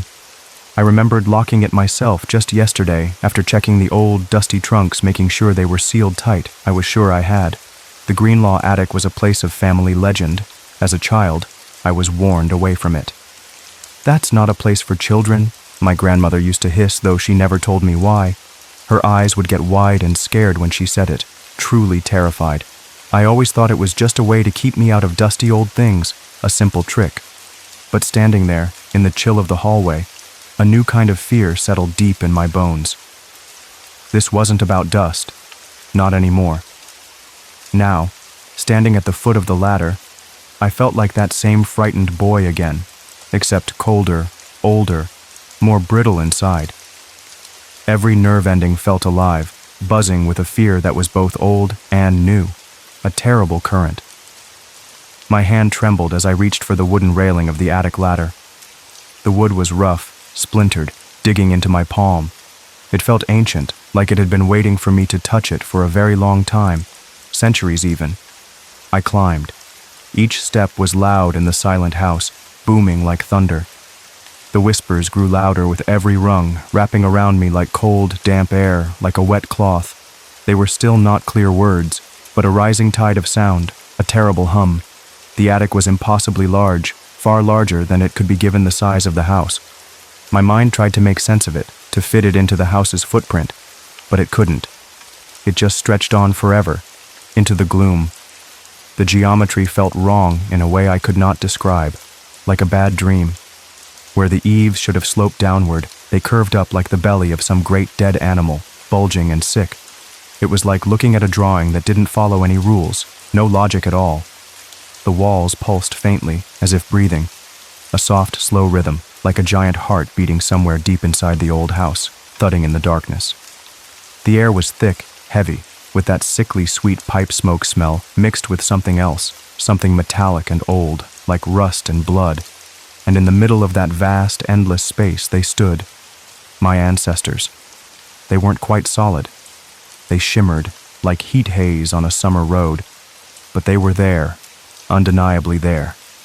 I recognized them at once, from portraits that hung in cracked frames in the parlors and halls below. It was like they had stepped right out of their dusty frames and into this nightmare, into my path. There was Henry Greenlaw, founder of the estate, in his black frock coat. He'd been dead over a century, but he stood tall, his eyes, not his real eyes, but deep, dark holes, fixed straight ahead, empty and cold. Beside him, Aunt Lydia, with her famous emerald necklace, the one that mysteriously disappeared when I was a child. Her dress was old, faded, but the necklace glowed with a faint, sickly green light around her withered neck, casting a pale glow. I saw them all, lined up like broken dolls, their faces gray and pinched. Their mouths were open in silent, wretched screams, stretched wide, not making a sound, but showing all their pain, all their long-held sorrow. There was Grandmother Alara, her face a stern mask I remembered from childhood, now twisted into pure rage. Her old lace shawl, once white, now hung in shreds, gray and clinging. And young Thomas, who died of a fever, his skin still too pale, his eyes too wide and shadowed. He seemed to shiver even though there was no breeze, his small hands clutching his thin chest.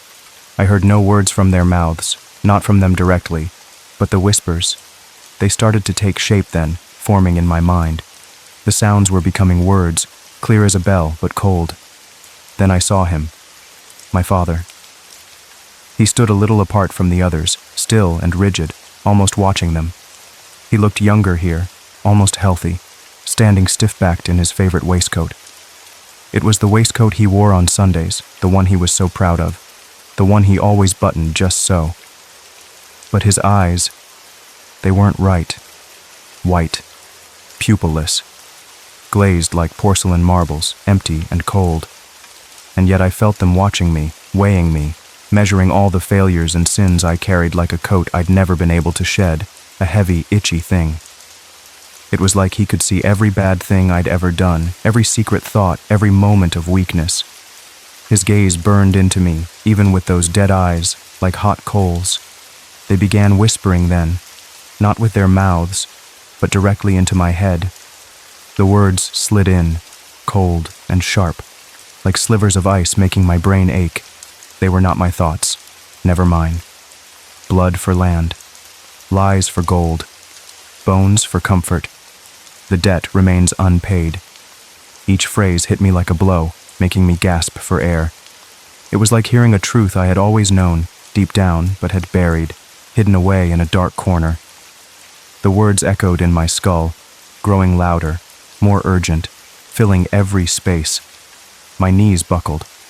I fell to the dusty floorboards, my hands shaking so hard I couldn't stop them. The air was thin, hard to breathe, like trying to breathe water. The pipe smoke smell was choking me now, filling my lungs with dread. The truth spilled like bile out of memory's gutter. It wasn't a sudden flash, but a slow, sickening reveal, like pulling a bandage off a very old, very infected wound, one that had been festering.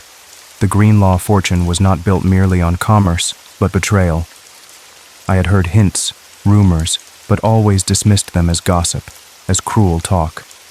Now, I knew. It was real. Land stolen from farmers, not bought fair and square, but taken through cruel tricks and threats.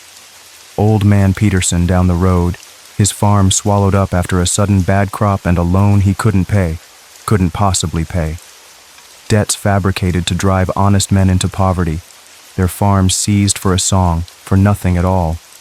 They would offer help, then twist the knife. And worse, arranged marriages with accidents befalling the unwanted brides. Women brought into the family for their dowries, for their money, then suddenly, mysteriously, gone. Bodies hidden, scandals buried beneath layers of polished respectability, never to be found. I saw a flash of old Mrs. Albright, the one who lived down the road, her face always pale and drawn. They said her aunt, a Greenlaw bride, had fallen down the attic stairs. Now I saw the true fall. I saw her pushed, and now I saw the worst of it. Children, bastards, orphans, beggars, taken in under the guise of charity, with sweet words and false smiles, then disappeared without explanation. Always new children showed up, then after a few years, they were gone, vanished like smoke. The journals, I knew they would be real. The entry about little Sarah, a girl with bright red hair, taken in for a better life. Then a cold entry about unforeseen complications and a drawing of a shallow grave. It was sickening. The land the house stood on, it was said to have been cleared by the Greenlaws themselves, sturdy men with axes and saws. But the whispers revealed more. It had been cleared of graves, dug up. Indian burial grounds, forgotten settlements, places where people had lived and died long before us, their spirits at peace. All desecrated for profit, for the Greenlaw name. Their peace broken for our family's wealth. All of it, rotten. The whole foundation of our name, of our home, was built on a putrid mess of blood and lies. The elegant house, the fine clothes, it was all a thin covering over something truly evil, a monster. The whispers grew sharper, accusing. They clawed at my mind, each word a condemnation, a judgment. They spoke of every crime, every hidden deed, every tear shed, every life taken. Then came the sound of dragging, a wet, heavy sound like something being pulled from deep, sucking mud. It was sickening, a sound that made my teeth hurt, made my bones ache. They were moving toward me. Slowly, like broken puppets, their shimmering forms began to shift. Their eyes, those dead, empty eyes, all turned to me, fixed on me like prey. My grandfather appeared now, dressed in Civil War blues, his chest a ruin of gore. Bits of bone and flesh hung from his uniform, as if he had been ripped apart and barely held together, a bloody mess. My great-uncle Francis, bloated, skin green, his lips pulled back to show broken, water-blackened teeth. He looked like he had been pulled from the bottom of a cold, dark lake, dripping wet. Their forms twisted and stretched as they came closer, reaching out. The air grew colder, heavy and thick. I could smell the damp earth, the decay, the old blood that clung to them, making my stomach turn. My ancestors wanted something. Their hands, some skeletal, some bloated, reached out slowly. Their whispers, now a terrible roar in my head, demanded. They screamed. They wanted me. They wanted to drag me into their world, into their endless debt, into the cold, dark earth. I was the last of their blood, and the payment was due. It was long overdue. I scrambled back, desperate to get away, my hands scrabbling on the dusty floor. I turned to run, but the attic twisted like a funhouse mirror, the door now impossibly far away, unreachable. It was like running in a dream, getting nowhere, my legs heavy. My lungs burned. The pipe smoke grew thicker, filling my throat, making me gasp for air. The air was heavy with it, and the smell of death, old and clinging. Hands clawed at me from the floorboards, childlike fingers poking through cracks like worms pushing from grave soil. They were small, pale and covered in grime, cold and grasping. They tried to grab my ankles, to pull me down. And then a voice, sharp, female, unmistakable. It cut through the roaring whispers, clear and terribly sad. I froze. My entire body locked up, turned to stone. That name. It couldn't be. It was impossible. Kathleen Greenlaw, my mother. She had died when I was 6. Pneumonia, they said. A sudden, terrible sickness that took her fast. I had cried for weeks, but my father had just grown colder, quieter, like a stone. But as the attic swam with the twisting, shrieking forms of my dead kin, I saw it clearly for the first time, the bruises around her neck, dark marks like fingerprints. I remembered seeing them in the casket, but I was so young I didn't understand. I couldn't. The wild, spitting rage in my father's eyes. I saw it again, flashing clear as day, from a memory I had locked away, buried deep. He had been shouting, his face red, yelling words I couldn't hear. It hadn't been illness, not pneumonia. It had been murder, my own father. He had killed my mother, the man whose pipe smoke filled the room, whose smell was all around me. The realization hit me like a physical blow, knocking the air from my lungs, leaving me empty. Everything I thought I knew about my family, about my father, crumbled to ash around me, turning to dust. I screamed her name until my throat bled, a raw, desperate sound that tore through me, ripping me apart. But the only reply was 1,000 soft whispers saying it back to me in warped, overlapping echoes, mocking me. Her name, twisted and distorted, surrounded me. It was like the house itself was mocking my pain, my sudden, horrible understanding. The faces of the ancestors swam closer, their empty eyes staring, demanding. Then, blackness, a sudden, heavy darkness that swallowed me whole like falling into a deep, cold well, endless and deep. There was no sound, no feeling, just nothing, just the void. I awoke the next morning in my bed, cold sweat soaking the mattress, making it damp and clingy. My body ached, every muscle screaming. My throat was raw, like I had been screaming for hours. The smell of pipe smoke still lingered faintly in the air, a cruel reminder of the night, a cruel trick. It wasn't a dream, not a dream at all. The memory was too sharp, too real, too painful. The attic, the ancestors, my mother, the truth. It was all real. I lay there for a long time, staring at the ceiling, trying to breathe, trying to make sense of it all. My mind raced, pulling apart every memory, every hushed conversation, every look. It all made sense now, a horrible kind of sense. The Greenlaw house was no longer just an old building. It was a prison, a living thing filled with the ghosts of past wrongs, crying out. And I was trapped inside, like a fly in amber. I tried to leave the Greenlaw house that day, but every road out led back to the driveway. I packed a small bag, just a few things, and got into the old Ford. I drove down the winding lane, past the gate, out onto the main road, hoping to escape. I drove for miles, or what felt like miles, past the old oak tree, past Miller's Creek. The sun was bright, but the air felt cold. But every turn, every bend, somehow brought me back. The familiar gateposts of the Greenlaw estate would appear, mocking me. They laughed at me. I tried a different direction, then another. The same thing happened every time. It was like the roads themselves curved and twisted to bring me back. Not just roads, it was the land, alive and holding me. Locals avoided the place, crossing themselves or whispering prayers under their breath if I waved for help. They saw me, Darryl Greenlaw, and they saw the house behind me, a dark shadow. They knew. They always knew. They knew the stories, maybe not all the details, but they felt the wrongness, the evil that clung to the land. Their faces were grim, their eyes full of a quiet terror that I now shared, a secret fear. Nobody would stop for me. Nobody dared. I was trapped inside a hell of inherited sins, a maze shaped like my family tree, with each twisted branch dripping with the sap of betrayal and murder. The walls of the house felt like the bones of my ancestors, trapping me. The house had become my ancestors, a living organism of guilt, horror, and debt unpaid. It pulsed with their presence, their anger, their hunger, and it was hungry for me, for my very soul. Days blurred into a hazy nightmare. I lost track of time, the sun and moon becoming meaningless. Nights came with whispering lullabies of past crimes, of screams that faded, of dirt being shoveled over secrets. I couldn't escape them, not even for a second, not in sleep or waking. I ate little, slept less. My clothes hung loose on me, my skin felt thin. The house watched me, I could feel it. Every creak, every gust of wind through the hall felt like a silent judgment, a cold, knowing stare. I started searching. I don't know why. Maybe to prove I wasn't crazy, maybe to find a way out, a loophole.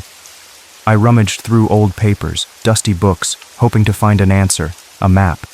Then I found them, in a hidden compartment behind a loose panel in my father's desk, tucked away. Old journals bound in dark leather, their pages yellowed and brittle, like old bones. Confessions, in neat cursive. My grandfather's hand, my great-uncle's, my father's. They detailed everything, every single dark act. My hands shook as I read, a cold tremor. Page after page, the full horror unfolded. Children buried beneath the orchard, their small lives ended to cover shame. They had been taken in, yes, but not to live, not for long. The story of little Thomas, a boy from the orphanage who was adopted for his small inheritance. His name was crossed out with a shaky hand, then an entry simply reading, "Problem solved, ground prepared." About fires set to silence witnesses, whole farms burned to the ground, taking families with them, their screams lost in the flames. These were not accidents, not at all. They were planned, carefully, cruelly. About marriages arranged for greed and broken with violence, women who disappeared, no questions asked. Their dowries folded into the Greenlaw fortune, their bodies vanished, buried in unmarked places. There were names, so many names. Small townsfolk, travelers, even some distant relatives who had gotten too curious, too close to the truth. The depth of the evil, it was sickening, truly sickening. Then one night, I saw her again. Kathleen. She was at the edge of my bed, shimmering faintly, like a memory that had become real, a ghost given form. Her eyes were filled with that same fragile warmth I remembered from childhood, before it had all gone so wrong. Before the house, before the fear, before my father became a monster. She was different from the others. Not angry, not hateful, just terribly sad, a deep, quiet sorrow. Her hands, translucent, reached out, but didn't touch me. They passed right through. "End it," she whispered. Her voice was soft, like a breath of wind, but it cut through the lingering whispers of the house, slicing them clean. It was a plea, a demand, a release. And what? The house? The curse? Myself? The family line? The terror? I didn't know. My mind reeled, grasping for answers in the dark. But I knew she meant something final. Something to break the cycle. Something to stop the whispering. To stop the debt that coiled around us all. I sat there, frozen, watching her fade as the first light of dawn touched the window, painting the room in pale gray. The words hung in the air, a command, a promise. I had to do something. I had to act. I still don't know if I truly understood what she meant, but I made a choice. A desperate, final choice. The only one left. I found the gasoline cans in the old shed, dusty and forgotten, smelling faintly of old fuel. I carried them into the house, their weight heavy in my hands, a terrible burden. Each step was a deliberate act, a surrender to the inevitable, to what had to be done. The smell of gasoline filled the air, sharp and cleansing, chasing away the dust and mildew and pipe smoke, clearing the air. I poured it everywhere. On the carpets, on the old furniture, on the portraits that still hung in the parlors, their faces staring. I soaked the curtains, the creaking stairs. I poured it in the attic, especially. I wanted it all gone, every single cursed piece of it, every memory, every whisper. My hands trembled as I took out the matches. One strike, so simple, so quick. The flame flickered, a tiny beacon in the darkness. Then I dropped it. The fire caught quickly, a gasp, a whoosh, then a roar. The flames leaped, hungry and bright, like living things. They licked at the old wood, turning the rot to light, consuming everything in their path. I stood outside in the rain as the rafters groaned like bones breaking under weight, falling inward. The heat was fierce even from a distance, pushing me back. The smoke rose, thick and black, into the gray sky, a pillar of darkness. I watched the old portraits burn, the paint blistering off the faces of men and women who had deserved it long before their deaths. Their silent screams were finally real, lost in the roar of the fire, consumed. The grand estate, a symbol of their power and their evil, crumbled before my eyes. The fire raged all night, a cleansing fury, consuming generations of sin, washing it all away in flame.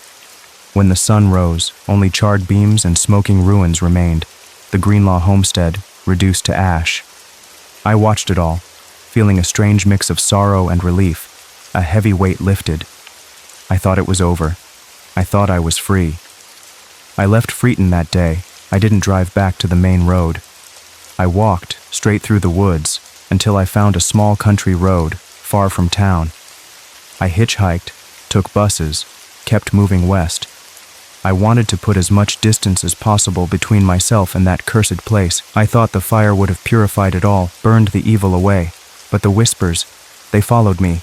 Even now, in whatever small rented room I find, I hear them behind the walls clinging to me. They do not forgive, they do not forget. They are faint now, like the rustle of leaves in a dry wind, barely there, but they are always there. In the creak of an old house, in the rustle of papers, in the deep silence of night, they are there.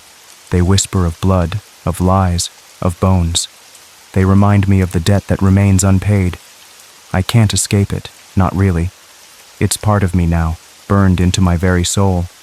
I am Daryl Greenlaw, last of the Greenlaws, and I will carry this guilt until I join them, in the attic that stretches forever, where the whispers never stop.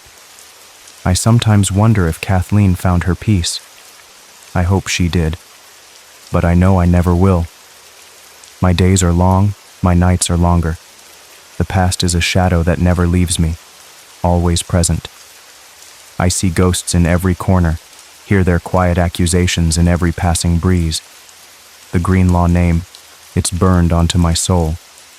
I'm just waiting for the last whisper, the last pull, to drag me down. It was early autumn when I first heard about the Greenlaw ruins.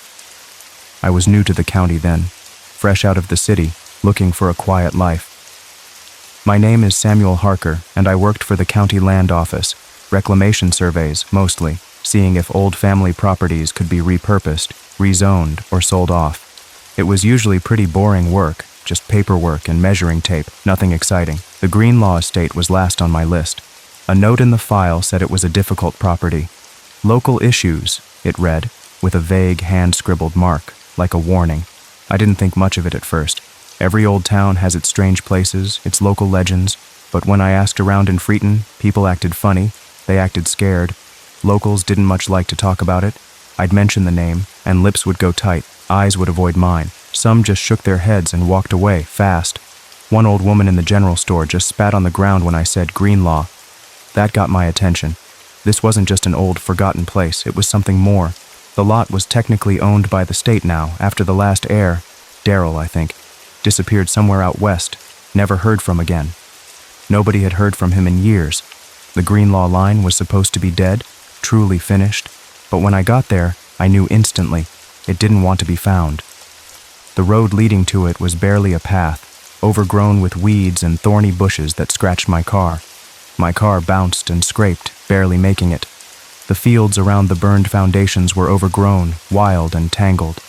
The old brick chimneys stood like rotten teeth sticking from the gums of wild underbrush, black and stark against the sky, reaching up. The air was heavy, still. A strange quiet hung over the place, like a thick blanket. No birds sang, no insects buzzed. It felt like the ground itself was holding its breath, waiting. And there, half hidden by brambles, was the orchard. It sat to the left of where the main house used to be, a dark, twisted patch of trees, like gnarled hands reaching. It shouldn't have been there. The old plats, the maps of the property, didn't show any orchard on Greenlaw property, not one tree. Yet there it was, clear as day, standing like a dark secret, twisted gnarled trees with bark split and weeping amber sap, thick and sticky like blood.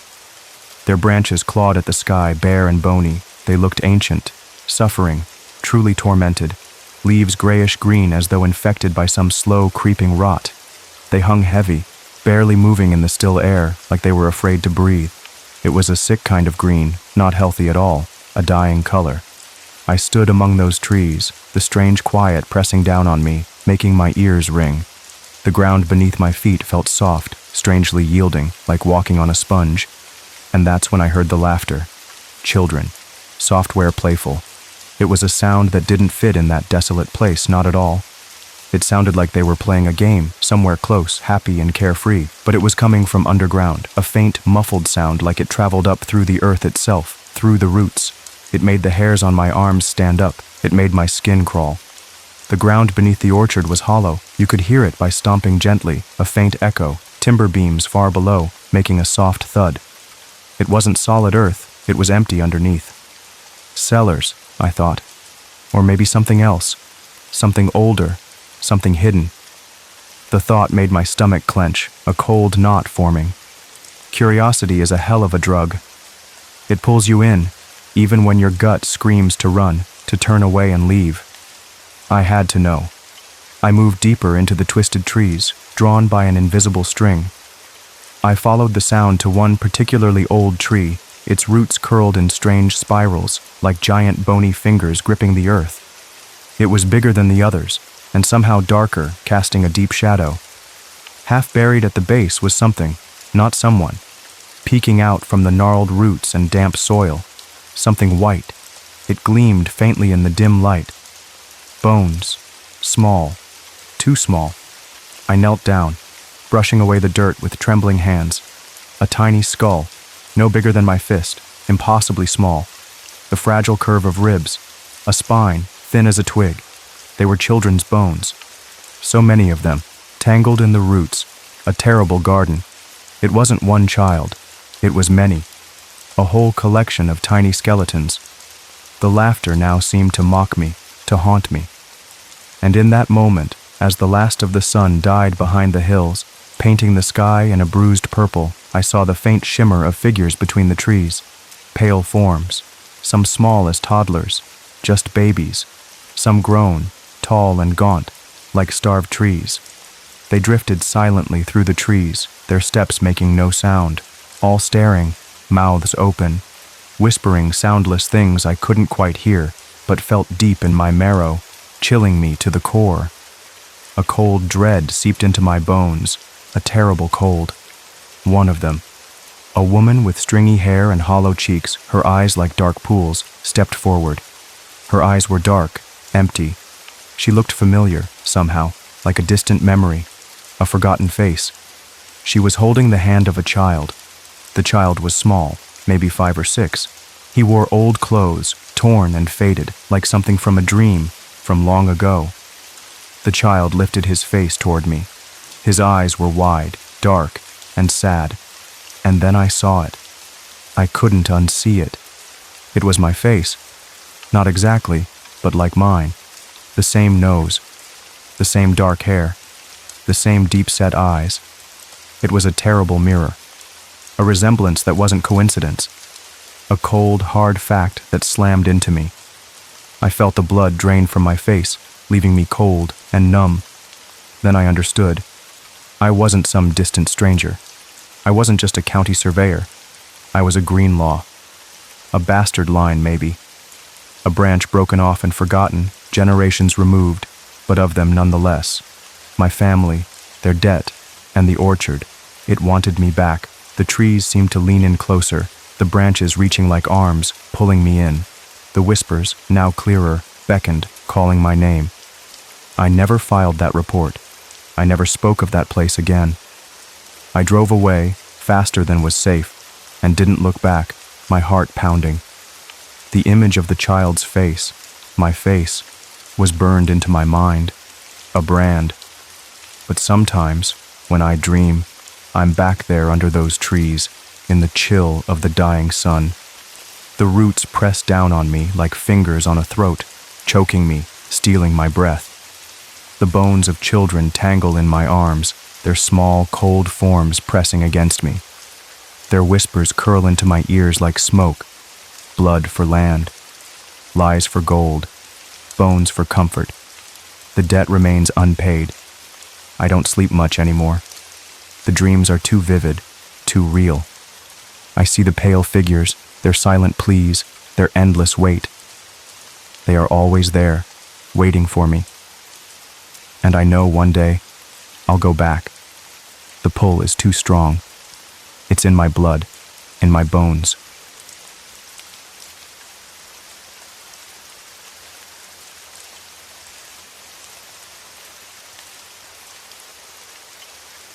People always told me I had a calming presence. They'd say, "Jonah, you just have a way about you, like I was a warm blanket on a cold night, soft and easy." It was funny, really, how they saw me, how they trusted me with their deepest thoughts. Maybe that's why I got away with it for so long. It was easy to hide, you see. Easy to just blend in with everyone else, like a shadow in the dark. Even now, when I think back to how it all started, all the faces and the screams, the lies I told, I don't feel bad. Not really. Not in my heart. Just a dull ache sometimes. Like remembering a place you once lived in, a nice little house with a garden, and then, well, you burned it down, and you watched the smoke rise slow and quiet. But if you're listening to this, you want to understand, you want to know why I did it. So I'll tell you, every single part. Not for forgiveness, though. Not for anything like that. I don't need it. Just for the quiet that comes after the truth. That still moment when everything is out in the open for everyone to see. Like a clear sky. My name is Jonah Dale. I was a therapist.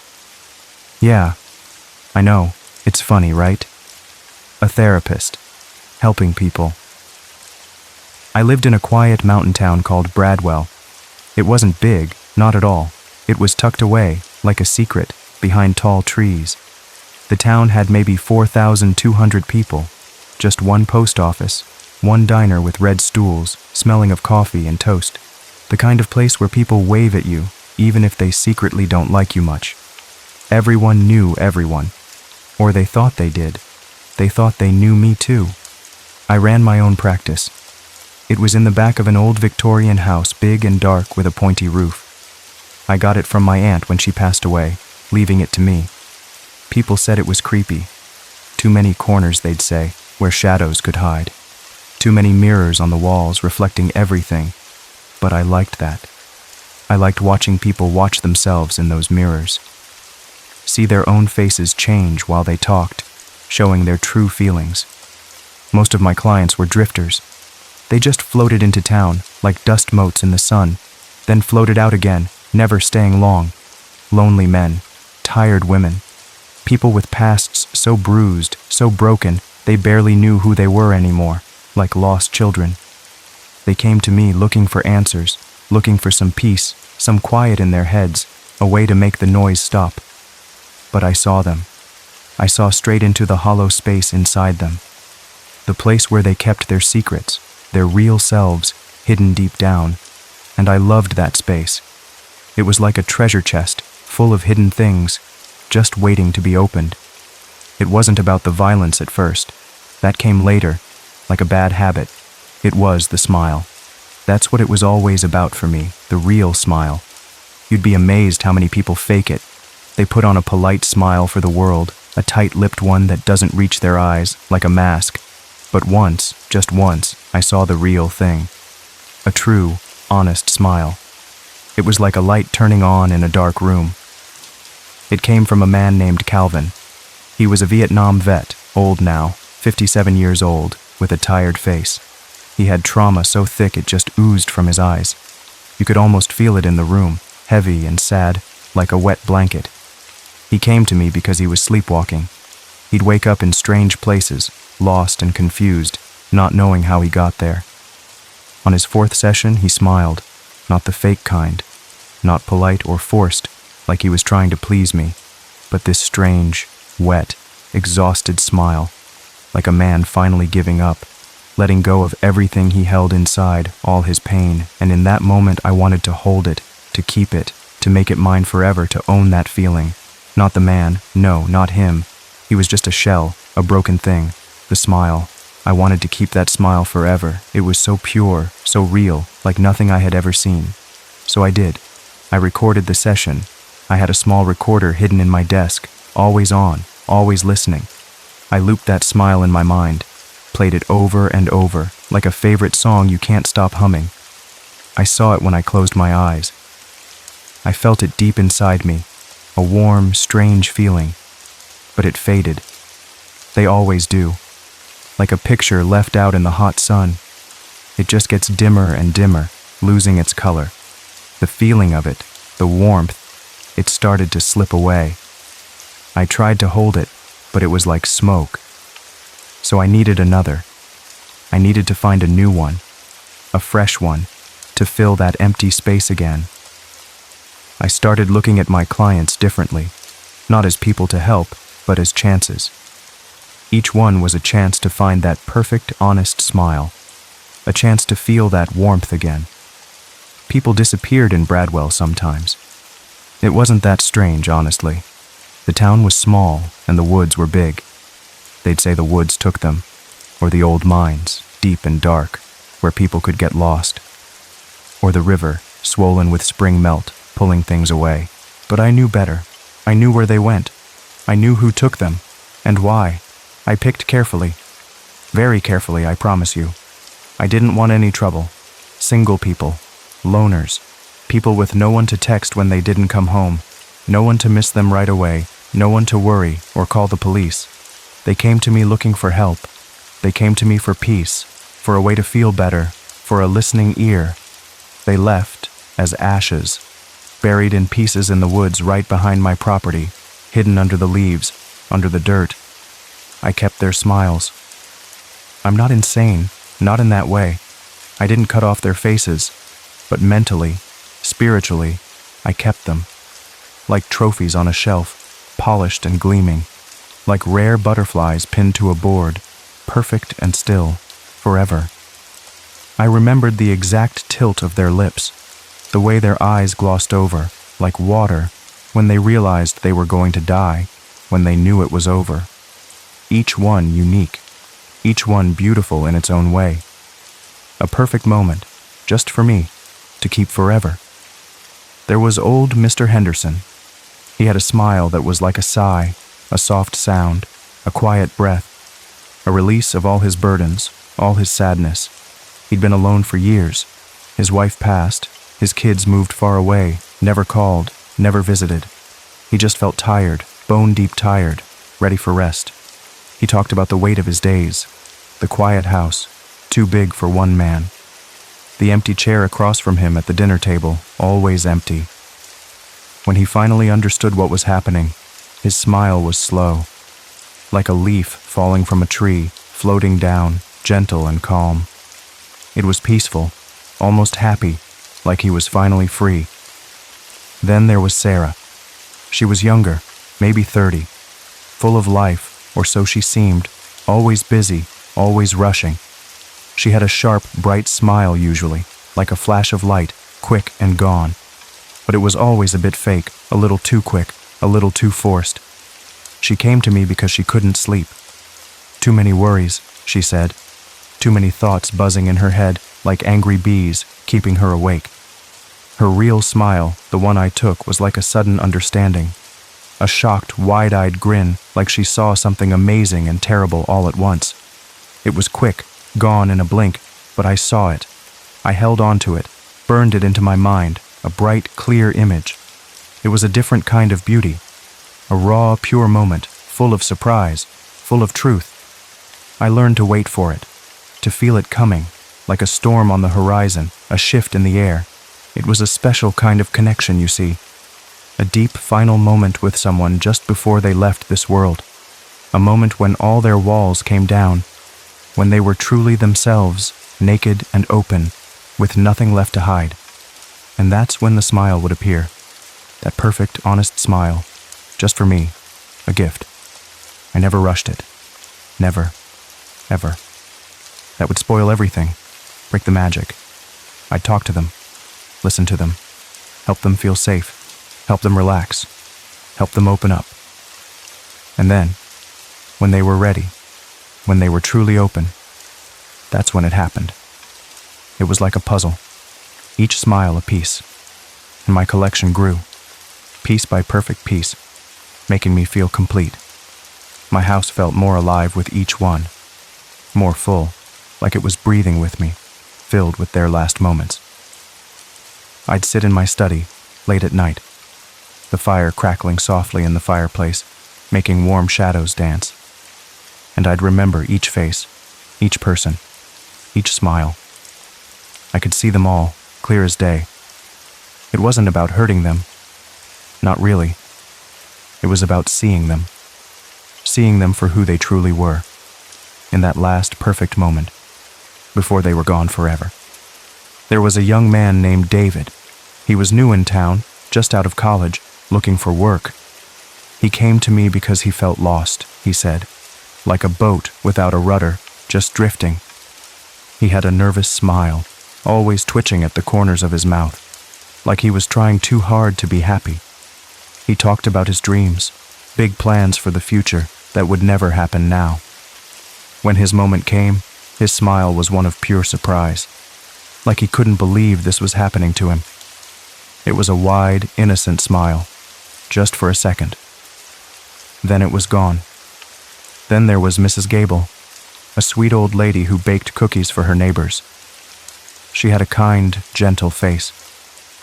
She came to me because she was lonely after her husband passed. She missed him terribly, she said. Her usual smile was soft, a little sad, but her final smile was a peaceful one. It was like she saw her husband waiting for her. A quiet joy, a reunion. Each smile was different.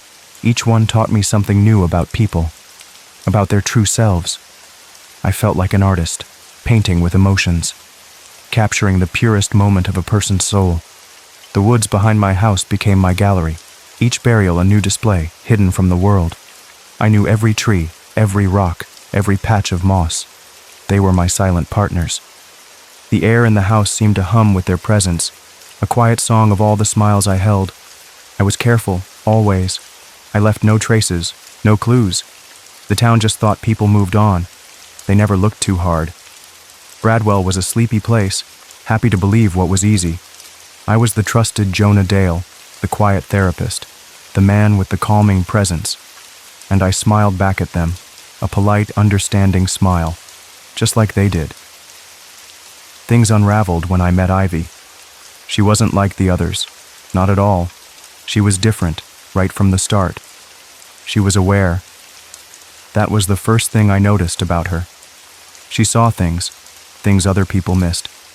She came into my office with a calmness that made me cautious, like a cat watching a mouse waiting to pounce but not showing it. She said she was a writer, researching small-town psychology, she claimed. Harmless, she said, just curious. Just wanted to observe. To see how a therapist worked in a quiet place like Bradwell, how people opened up. She kept her recorder out during sessions. A small black one, sitting on the table between us, always on. She wrote in a little leather notebook, her pen scratching softly, making a tiny sound, filling page after page. She smiled at the right times. The polite, understanding smiles, just like everyone else, like she knew the rules. But her smile wasn't like the others. It wasn't just polite. It was more than that. Deeper. It watched me, like it was seeing something I didn't want it to see, something deep inside me, a hidden part. It was a deep, knowing smile. A smile that held secrets of its own, secrets I couldn't guess, secrets that made me uneasy. I tried to read her, to find her hollow space, the empty part I usually saw in people. But it wasn't there, not anywhere I could find. Or maybe it was just hidden too well, like a secret room in an old house, locked away behind a false wall. She talked about her writing, about human nature, about the dark side of people, the things we hide. She looked at me when she said these things, her eyes steady, never blinking, like she was looking right through me. I felt a prickle on my skin, like someone was tracing lines on my arm with a cold finger, making my hair stand up. One night, I followed her. I couldn't help it. I had to know, had to understand her. She walked out of my office. The streetlights were dim, casting long shadows that stretched and twisted. She took a side path, a small, overgrown trail that led into the woods, dark and quiet. My woods. The woods right behind my property, where I had buried my secrets, my collection. My heart started to beat a little faster, a warning drum in my chest, thumping hard, telling me something was wrong. She walked slowly, like she knew exactly where she was going, every step, every turn. She stopped by a tree, a big old oak tree, its branches reaching out like arms.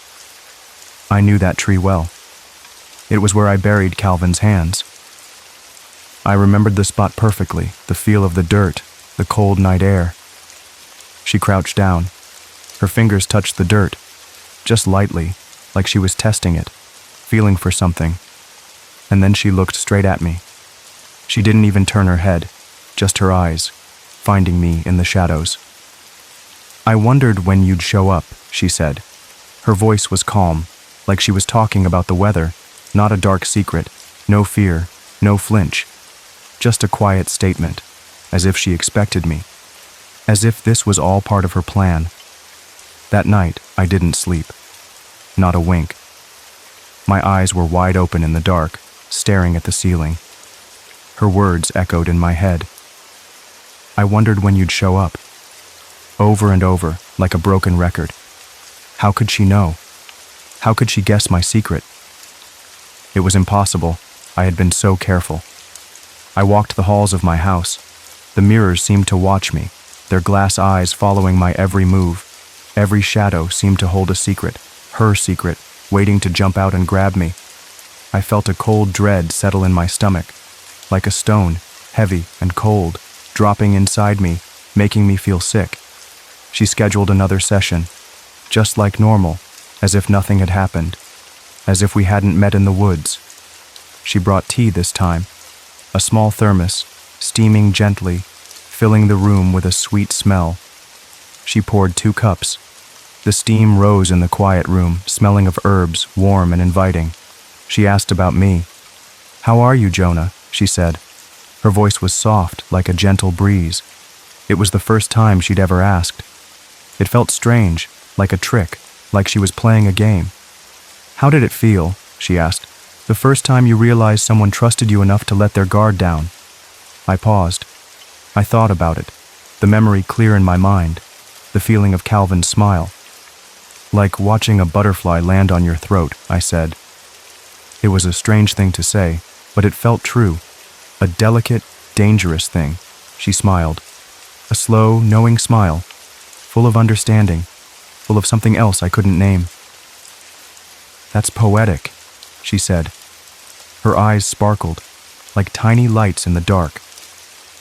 I had the sudden urge to rip the teeth from her mouth, to smash that smile, to break it into pieces, to wipe it away. It was a feeling I hadn't had before. Not like this, not so strong, not so violent.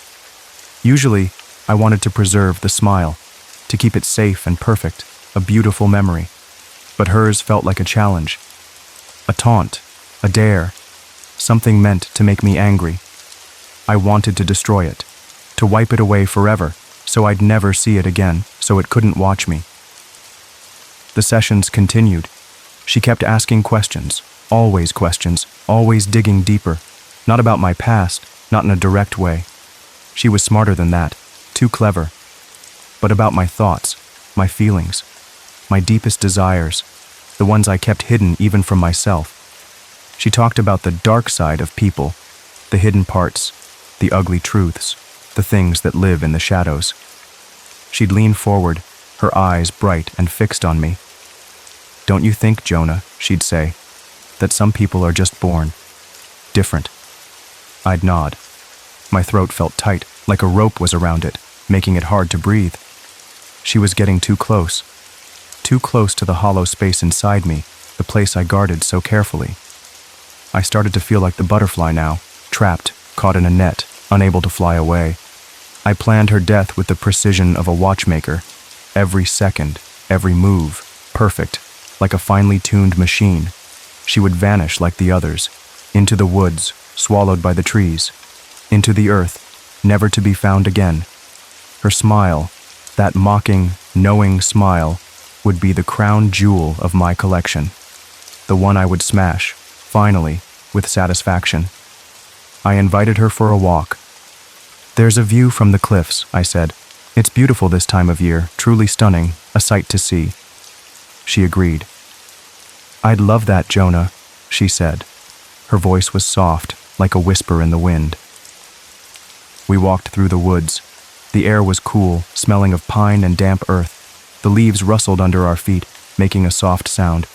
My heart was pounding, a drum solo in my chest, loud and fast, shaking my whole body. I led her to the cliffs. The wind whipped around us, pulling at our clothes, tugging at our hair. The view was stunning. The valley spread out below, a patchwork of green and brown, tiny houses like toys. But when we got there, she didn't look at the view. Not even a glance. Not a single look. She turned to me, and she handed me her notebook. The little leather one. The little leather one.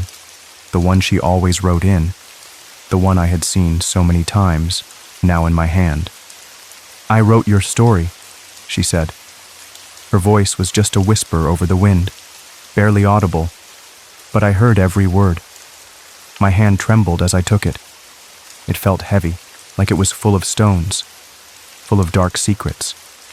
Inside were pages of notes, transcripts of our sessions, word for word, my words, my secrets, written down, drawings, detailed maps of my property, drawn with a careful hand, every tree, every path, maps that showed little X marks where I had buried them, each one a chilling reminder, a grave. Photos from inside my attic, my secret room, the one no one knew about, the one I thought was safe.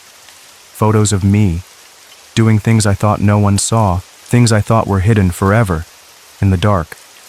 My blood ran cold. My mind raced, trying to make sense of it all, trying to find an escape. She smiled again. That same knowing smile, full of dark understanding, full of victory. And that's when I knew. With a sickening lurch in my gut, like falling from a great height, hitting the ground. I wasn't the hunter. I was the prey. I had been caught, trapped in her net. The last thing I remember before the needle pierced my neck was her whisper. It was soft, but clear, like a bell ringing in the quiet air, a final sound before everything changed. "You collect smiles," she said. Her eyes were fixed on mine, holding me. "I collect monsters." Then darkness, a sudden heavy blanket pulling me down into nothing, into a deep black hole. I woke up in a room I didn't recognize. My head throbbed, a dull ache behind my eyes. It was sterile. All white walls, blindingly bright, hurting my eyes. Like a hospital room, but colder, emptier. No windows. Just smooth, blank walls stretching up to the ceiling, trapping me inside. Only a mirror, a big one, on the wall opposite me, reflecting my pale face, my scared eyes. I tried the door. Locked. Of course, it wouldn't budge, not even a little. I screamed. My voice sounded small in the white room, swallowed by the silence. Lost. No one has come in since. Not a single person. Not a doctor, not a guard, no one. But every hour, like clockwork, the mirror turns into a screen, and Ivy appears. Her face fills the screen, big and clear, looking right at me. She plays back my recordings, the smiles I collected, the screams of my clients, my voice, calm and steady, talking to them. She's made me watch myself, over and over, a never-ending loop, a nightmare I can't escape.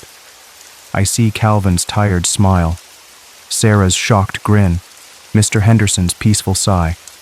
And then I hear the screams, my client's screams, raw and full of terror, filling the room. And then my own voice, talking to them, calming them, leading them to their end, to their death. I scream now, every night. My throat is raw, torn from the sound, bleeding. Sometimes I smile too, when I see my own face on the screen, looking back at me, twisted. But it's not mine anymore. It's not the smile I knew, the one I used to hide behind. She took it. She owns it.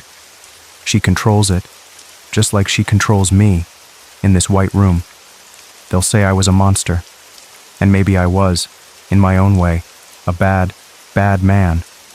But she's worse. Much worse than anything I could imagine, anything I could dream up. She didn't kill for pleasure. She didn't want a collection of smiles for herself. She harvested me. Like a farmer harvests a crop, taking what they need, leaving nothing behind. And if you're reading this, be careful, be very careful. Be careful who asks you about your darkest thoughts, who listens too closely, who seems to know too much. Sometimes the one smiling at you already knows your secrets, and they're just waiting for you to realize it, waiting for your smile.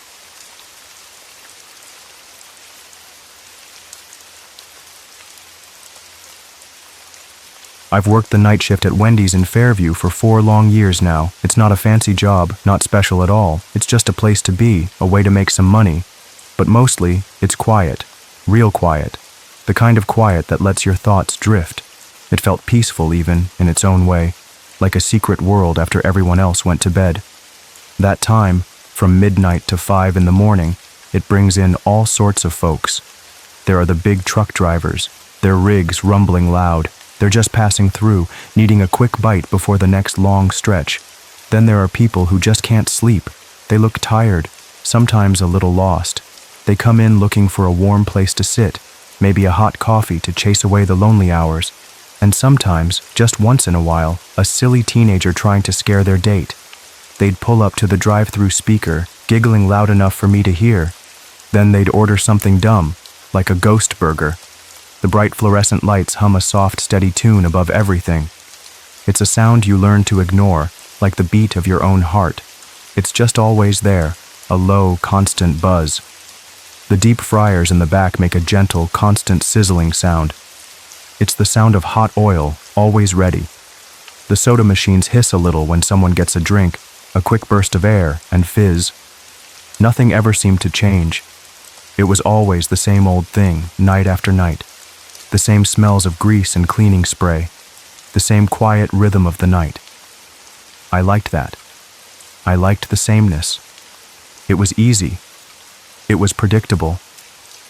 I knew what to expect, and that made the long hours fly by.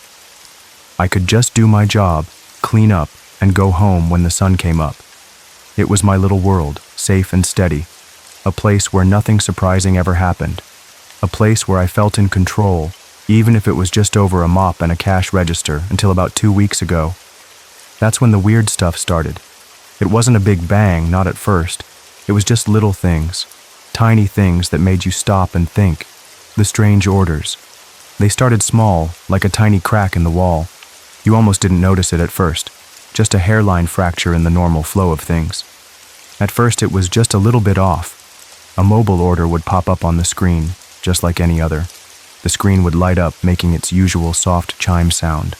But this one had no name, no phone number attached to it, nothing to tell me who sent it, and no way to pay, no credit card info, no cash payment noted. It just appeared, like magic, or something broken. And then I read the order itself. My eyes moved slowly across the glowing words. It said, 1 medium chili, extra fingers. I saw it and thought, huh? That's just a computer mistake. My brain tried to make sense of it right away. It had to be a funny bug in the system. Something went wrong with the code. I figured it was just a typo. Maybe someone meant extra fries and their phone messed up. My brain tried to laugh it off. It tried to find a normal reason for it. I tried to tell myself that, but a tiny chill still ran down my back. It was like a cold spider crawling on my skin. Just a quick shiver, but it was there. I just stared at the screen for a second. The words seemed to glow a little brighter. Then I shrugged. It was late. I was tired. My eyes were probably playing tricks on me. I probably just misread it. I cleared the order and went back to wiping down the counter. The cloth made a soft squeak against the clean surface. I tried to forget it. I pushed it out of my mind. It was just a weird glitch. Nothing to worry about. Just another strange thing that happens when you work alone in the middle of the night. Then, the very next night, another one came in. This one was even stranger. It popped up on the screen, silent, just like the last one. No chime, no flash. It said, Junior Bacon Cheeseburger, no bun, blood instead of ketchup. This time I actually laughed out loud. It was a loud, nervous laugh. It echoed a little in the quiet restaurant. Blood instead of ketchup, I muttered to myself. My voice sounded a little shaky. Who even thinks of that? It was so silly, so over the top, that it had to be a prank. Someone was messing with me. That was it. One of the guys from the day shift, maybe. Trying to get a rise out of me, the quiet night guy. It had to be. I typed canceled into the machine again, a little faster this time. My fingers flew across the keyboard. I walked over to the back, where I was filling up the frosty machine. The big metal arm swung down, pouring the thick brown mix into the machine, just like any other night. My mind was still on the weird order. It wouldn't let go. I kept thinking about it, even as the frosty mix swirled. Who would do this? Was it one of the day shift guys, trying to get a rise out of me? I decided I'd ask Denise about it later. Denise would know. She always knew everything. She ran this place like her own house. She'd probably tell me who the prankster was and how to get them back. But then, the orders started printing all by themselves. No little beep sound from the system. No light flashing on the screen. The printer just whirred to life.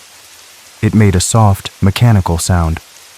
Then it started spitting out a paper, slow and steady, like someone was typing them in from right inside the restaurant. From the back room, maybe? Or even closer. My eyes darted around the quiet kitchen. That's when my stomach did a little flip, a cold, hard knot of fear. I picked up the paper. My fingers trembled just a little. It was another one. Large fries, dipped in tears. My hands started to shake, just a little more now. This wasn't a joke anymore. This was something else, something spooky, something that made the hairs on my arms stand straight up. This was not normal. I looked around the empty restaurant. The chairs were stacked neatly on the tables. The floors were clean, shining under the bright lights. Everything was in its place. The only sound was the hum of the refrigerators, a low, steady drone, and my own quick breathing. It sounded loud in the silence. I felt like I was being watched, like unseen eyes were on me from somewhere in the shadows. I spun around, but there was nothing, just the empty tables, the silent booths. But the feeling stayed. I asked Denise about it the next morning. She's my manager, and she's probably in her 60s, with gray hair pulled back tight in a bun. She wears a little hairnet, always. She takes her job super seriously, like it's the most important thing in the world. Every crumb, every speck of dust she notices. She's tough, but fair. When I told her about the orders, she just stared at me. Her eyes got wide, like saucers. Then she got mad. Her face turned red. She almost threw a ketchup bottle at me. She was so upset. "Dustin Monroe, are you messing with me?" she snapped. Her voice was sharp, like a whip. "Because if you are, I'm not laughing. This isn't funny. Not one bit." She said no one but us two had the app login, and she checked right there on her computer. Her fingers flew across the keyboard. She showed me the screen. There was no record of those weird orders in the system. Nothing, not a single trace. It was like they never happened, like I had just imagined them. She looked at me like I was crazy, like I was making it all up just to get out of work. Her eyes were narrowed, full of doubt. "Dustin, you're tired," she said, her voice a little softer now. She sounded like she was talking to a child. "Go home and get some sleep. You're seeing things. It's just the long hours getting to you." She patted my arm, a little too hard. I probably should have just let it go. Denise was right. It made no sense. How could orders print without a trace? How could they just appear and disappear? It was impossible. But I couldn't. Something inside me just wouldn't let it rest. It was more than just curiosity. It was a feeling, deep down, that something was really, truly wrong. A wrongness that went beyond a simple computer glitch or a prank. It felt unnatural, like a cold hand squeezing my heart. I had to find out. I had to find out who was sending those messages, or what. It felt important, like a puzzle I had to solve. Even if it scared me a little. A lot, actually. The thought kept me awake at night. My mind raced, going over every detail. The words, the silence, the way the printer just started on its own. It was a loop in my head. So, 3 nights later, I decided to stay after we closed. I told Denise I needed to run some extra checks on the inventory. My voice was steady, I hoped. She grumbled a bit, but she let me. She locked up and left, her keys jingling as she walked away. And then I was alone. The whole restaurant was empty. The chairs were stacked, the floors were clean.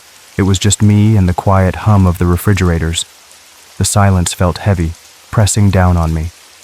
It was a thick, dark blanket. I walked through the dining room, my footsteps echoing loud. Each step sounded like a drumbeat. I checked the doors, the windows. Everything was locked tight. No one else could be in here. I tried to tell myself that. I tried to make myself believe it, but a part of me knew it wasn't true. Not really. I stood near the drive-through monitor, watching the blank screen. It was just a dark mirror, showing my own scared face. My heart was thumping like a drum in my chest. I kept looking at the clock on the wall. The minutes crawled by, slow and heavy. Each tick of the second hand felt like a lifetime. I just waited. It was around 3:33 in the morning. That's a weird time, right? The middle of the night, the witching hour, some people call it. When strange things are supposed to happen. I felt a shiver run down my spine. Even though the air was warm, it wasn't a cold shiver, but a spooky one, like someone had walked over my grave. Then, a car pulled up to the speaker. I saw it on the screen, a blurry shape. It just appeared, out of nowhere, but there was no sound from its engine, not a whisper, no headlights shining through the dark parking lot. Just quiet. A deep, unnatural quiet. The kind of quiet that makes your ears ring. The car wasn't new at all. It looked like something from a really old movie, maybe from the 1970s. It was a faded, dull color, like it had been left out in the sun for decades. It was dented and rusted all over, like it had been sitting in a junkyard for years. The metal was peeling in places. Its windows were totally blacked out, so I couldn't see inside at all. Just dark, empty glass, like staring into a black hole. The screen flickered, showing a blurry image of the car. My hand reached for the microphone button. It felt heavy, like it was made of lead. "Welcome to Wendy's. Can I take your order?" I said. My voice sounded a little shaky, even to me. It cracked a bit. I tried to keep it steady, to sound normal, to sound like Dustin, the night shift guy, but my throat felt tight. It was hard to push the words out. There was a long, long pause, the kind of pause that makes the hair on your arms stand up. It felt like forever, like the whole world had stopped just to listen. Then a voice came through the speaker. It was crackly and messed up, like someone was talking from deep underwater or through a broken radio. It was hard to make out the words. It sounded like gravel, like dry leaves scraping together. "Number 7, the voice said. It was slow, drawn out. Each word felt like it was being pulled from far away. Hold the flesh, add sorrow. The words were like ice in my ears, cold and sharp. My mind just stopped working. I couldn't move. My body felt frozen. I froze right there. My breath caught in my throat, stuck somewhere between my lungs and my mouth. My hands gripped the counter so tight my fingers ached. Static hissed loudly through the speaker, a white noise that filled the silence. Then, with a final crackle, the screen went completely black. The blurry image of the car vanished. I blinked, trying to make sense of it. My brain was screaming, but I couldn't hear it. It was like a silent scream inside my head. The fear was a cold wave. When I finally got my feet moving, they felt heavy, like they were stuck in mud. Each step was a struggle. I stumbled out the back door into the cold night. The air outside was sharp and clean. I wanted to see the car, to confront whoever was in it, to prove to myself it was real, that I wasn't crazy. But it was gone. Just like that. No sound. No trace. The parking lot was empty again. The air was still and cold. It was like it had never even been there, like I had imagined it all, like the whole thing was just a bad dream. But the fear in my stomach was too real to be a dream. It was a heavy, cold weight. I stood there in the cold, feeling really stupid and really scared. My heart was pounding so hard, I thought it would burst out of my chest. My mind raced, trying to find an explanation. But there wasn't one. I went home that morning feeling totally messed up. I couldn't stop thinking about that car, that voice. It just didn't make any sense. My mind kept trying to find a normal explanation, a prank, a hallucination, anything but what it felt like, but there wasn't one. It was all too strange, too impossible. The fear started to sink in deep, like a cold stone in my stomach.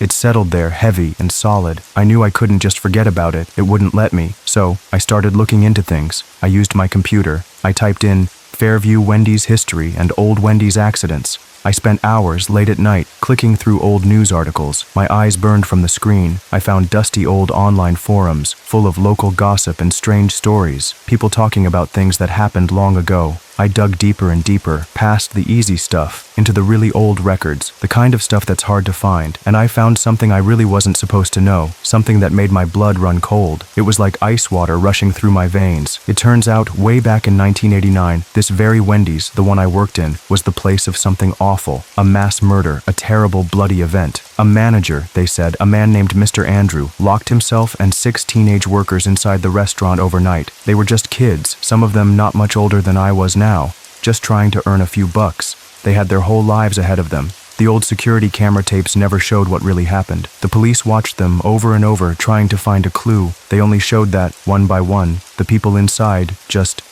vanished. One moment they were there, laughing, cleaning up. The next they were gone, like a puff of smoke, like they had never existed. No bodies were ever found, not a single one. It was like they just disappeared into thin air. The police searched everywhere but found nothing. It was a mystery that was never solved. The only thing left behind was a frosty cup. It was half melted, sitting on the counter, right near the register, like someone had just set it down and walked away. And inside that cup, teeth. Human teeth. Just thinking about it made me feel sick to my stomach. A cold wave of nausea washed over me. It was too much. The restaurant closed down for 6 months after that. They tried to clean it up, tried to make people forget. They painted the walls, changed the signs, put in new equipment.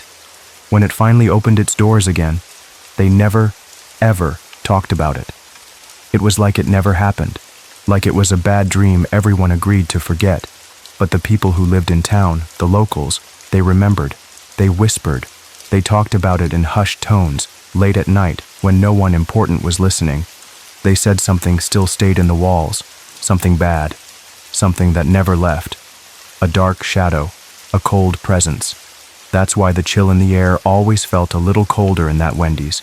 Even on a hot summer day, you'd feel a strange cold spot. That's why the shadows seemed a little darker, even with all the bright lights, like they were hiding something.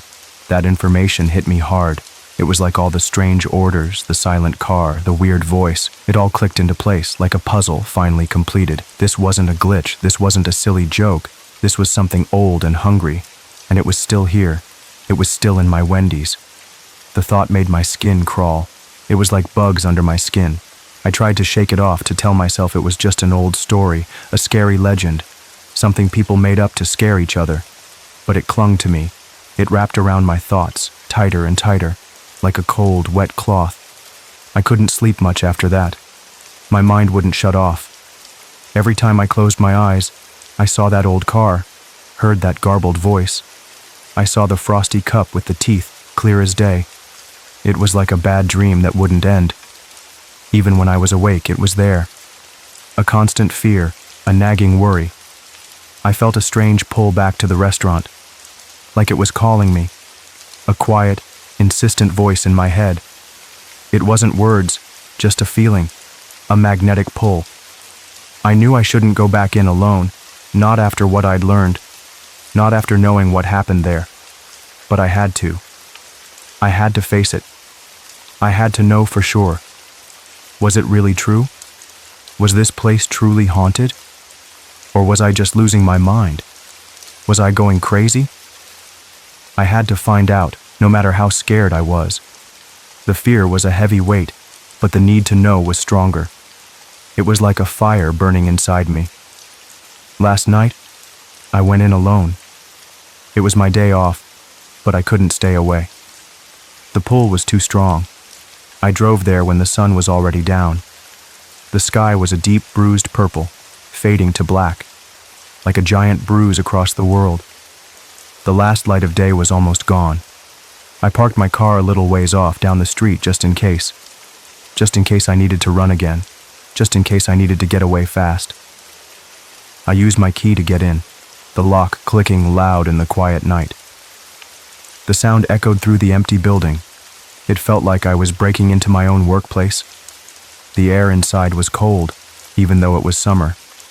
A different kind of cold. Not like air conditioning. A cold that felt old and heavy.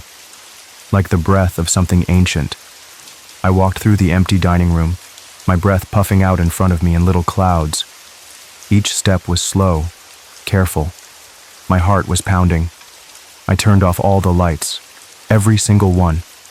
The bright fluorescent hum died down, leaving just a deep, echoing silence. The darkness swallowed everything. Then I killed the music. The soft pop song stopped mid-note, cut off suddenly. The silence that followed was even heavier, more total. The place was totally dark now, just the faint glow from the streetlights outside, making long, spooky shadows dance on the walls. They twisted and turned, like silent dancers. It felt like the darkness was alive, watching me, like it had eyes, unseen but felt. I sat on the counter, right where I usually make the Frosties. My small flashlight was clutched tight in my hand. Its beam was a thin, weak line in the huge darkness, barely cutting through the gloom. It felt like a tiny match in a vast cave. I just sat there, waiting. My heart was thumping like a drum in my chest, so loud I thought it would wake the dead. I kept checking my watch, the glowing numbers a blur. The seconds ticked by so slowly. Each one felt like an hour. Every little creak of the building, every groan of the old pipes made me jump. I could hear my own breathing, loud and ragged in the quiet. It sounded like a scared animal. My mouth was dry. My palms were sweaty. I just sat there, frozen, waiting for something to happen. And then, exactly at 3:33 in the morning, it happened. The lights flickered, just once, a quick flash of bright white, then they went out again. It was so fast I almost missed it, but it wasn't like a power outage. It felt different, like something was trying to turn them on, but couldn't quite do it. Like a huge, unseen hand was fumbling with the switch. Then, the fryers hissed. A loud, sharp sound like steam escaping from a hot pipe. It was a sudden, violent sound in the silence. but they weren't plugged in. They had no power. How could they hiss? It made no sense. My eyes darted around the dark room, trying to find the source of the sound. My hands gripped the flashlight so tight my knuckles turned white. I could feel sweat on my forehead, cold and clammy. My stomach twisted into a knot. I wanted to run, but I couldn't move. My feet felt glued to the floor. My body was screaming at me to escape, but I was frozen in place. Then came the smell. It started faint, then grew stronger, filling the air. Burnt meat. Not like a burger on the grill, but something deeper, more awful. Like something had been left on the grill too long, not just cooked, but charred. A sickening, sweet-sour smell. Then, rotten milk. That sour, curdled smell. Like old milk left out in the sun for days. It was thick and heavy, making my nose wrinkle. It made my stomach churn. And something else. Something sweet. A cloying, sickly, sweet smell. Like old, sugary candy mixed with something else. Something dead. Like flowers on a grave, but rotten. It was a terrible, sickening mix of smells. It filled my nose, made me want to gag. I clamped my hand over my mouth, trying to stop the urge to throw up. I slowly turned my head toward the dining area. My flashlight beam shook a little, dancing across the empty tables. The weak light barely showed anything. And that's when I saw them. The booths. They were full of people. Teens sat there, unmoving. They were pale, like all the color had been drained from their faces. Their skin was a sickly gray white, like old paper.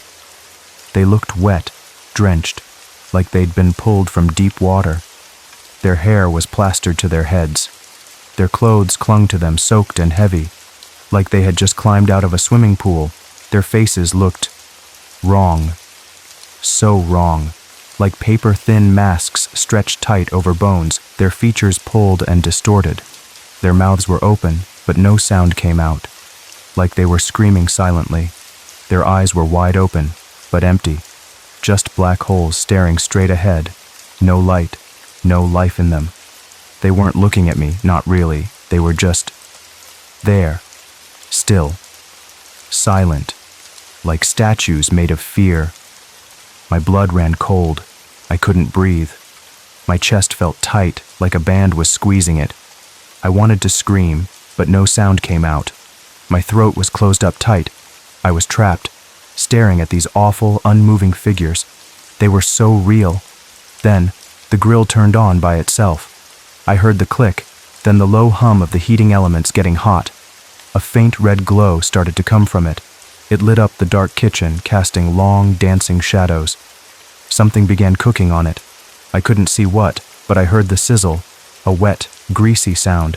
The smell of burnt meat got even stronger, mixing with the rotten milk and sickly sweet smell. It was overpowering now. It filled my lungs. And then came the whisper. It wasn't loud. It was soft, but it filled the whole room. It felt like it was right next to my ear, even though no one was there. It was everywhere at once, like the air itself was speaking. "You're the new manager now, Dustin?" The voice was raspy, like dry leaves scraping together, like old bones rubbing against each other on a cold sidewalk.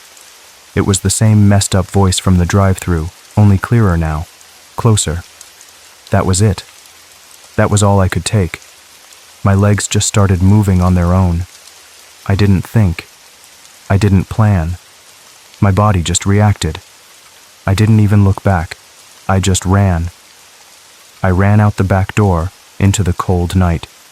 The fresh air hit my face, but it didn't clear my head. It felt like I was still breathing in the awful smells from inside. I didn't even grab my car keys. They were still inside, on the counter. I just ran down the street as fast as my legs would carry me. My feet pounded on the pavement. I ran and ran, past houses, past dark trees. My lungs burned, and my legs felt like jelly, but I couldn't stop. I ran until the Wendy's was just a tiny dark spot behind me, a dark stain on the horizon. I didn't stop until the sun started to peek over the horizon, painting the sky in soft pinks and oranges. The world started to wake up, but I was still in a nightmare. I ran until I collapsed on the side of the road, gasping for air. My chest heaved, my body ached all over. I couldn't run anymore. They found me wandering on the highway at dawn. My feet were bare and covered in dirt and small cuts. My clothes were torn. I was probably crying. I don't even remember. I was a mess. My hair was wild. My eyes probably wide and scared. I looked like a crazy person. I told them everything. The police, the doctors at the hospital. I told them about the weird orders, the old car, the mass murder from 1989. I told them about the teens in the booths, their awful faces, their empty black eyes. I told them about the whisper, about being the new manager. Every single scary, impossible thing. They listened. They nodded. They smiled politely like I was a little kid making up a story, like I had too much sugar before bed. They said I was tired, that I needed rest, that I had probably just had a bad dream, a very vivid nightmare, and then they put me on leave. Paid leave, they called it, like a vacation. But it wasn't. It was because they thought I was crazy. They thought I had lost my mind. Wendy's corporate, the big bosses, they sent me a letter. It said they had no records of any murders at the Fairview store, no power outages, no issues at all with the store. Everything was fine, they said, just a tired employee who needed a break. They made it sound so simple, so normal. But it wasn't simple. It wasn't fine. I knew what I saw. I knew what I heard. And I knew it was real. Every terrifying moment. I tried to tell myself it was a dream, a nightmare. But the fear was too real. It clung to me, a cold, heavy blanket. It wrapped around me, suffocating. I stayed home for a few days, didn't leave my apartment, just sat there, staring at the walls, jumping at every little sound, every creak, every rustle. Every shadow looked like a person. Every creak of the floorboard sounded like footsteps. I barely ate. Food tasted like ash. I barely slept. My mind raced constantly. I was just waiting, but I didn't know what for. Waiting for the next shoe to drop. Waiting for the nightmare to come true again. Then, last night, my phone buzzed. It was sitting on the kitchen counter. I picked it up, my hand shaking so hard I almost dropped it. It was a text message. There was no number. Just a blank space where a contact name should be. And just one sentence. One single, chilling sentence. Clock in. Your shift starts at 3:33 a.m. My blood went cold. It felt like ice in my veins. My phone dropped from my hand and clattered on the floor. The screen facing up, still showing the message. I stared at it, lying there, like a message from a ghost. A direct command from something impossible. How did they know? How did they send it? Who was they? My mind screamed questions, but there were no answers. Just a terrifying blankness. And then, I heard the beep. Not from my phone. It was from the kitchen. My kitchen.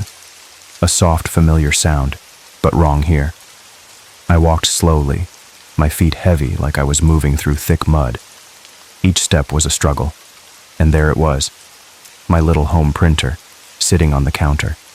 It had printed an order, just like the ones at Wendy's. The paper was still warm from the printer. It felt hot against my fingers. It said, "Frosty, cold as the grave, one human soul." The words just hung there in the quiet air, chilling me to the bone. It was my order, my very own order. And I knew what it meant. It was a command, a promise, a final, terrible truth. My uniform, my Wendy's uniform, the one I wore every night. It was hanging neatly in my closet, clean, pressed, waiting. I don't remember putting it there after I ran away. I just left it on the floor that morning, a crumpled mess. But there it was. It was like it had put itself there. Or something else had. Something that wanted me to wear it. Something that knew I would. I felt a strange pull towards it. A pull I can't fight. A heavy, dark feeling of knowing that I have no choice. It was like a string pulling me. I'll be there tonight. I have to be. I don't know why, but I know it deep down in my bones. It's not a choice anymore. It's just what happens. That's how the chain survives. That's why the Wendy's keeps running, night after night, year after year.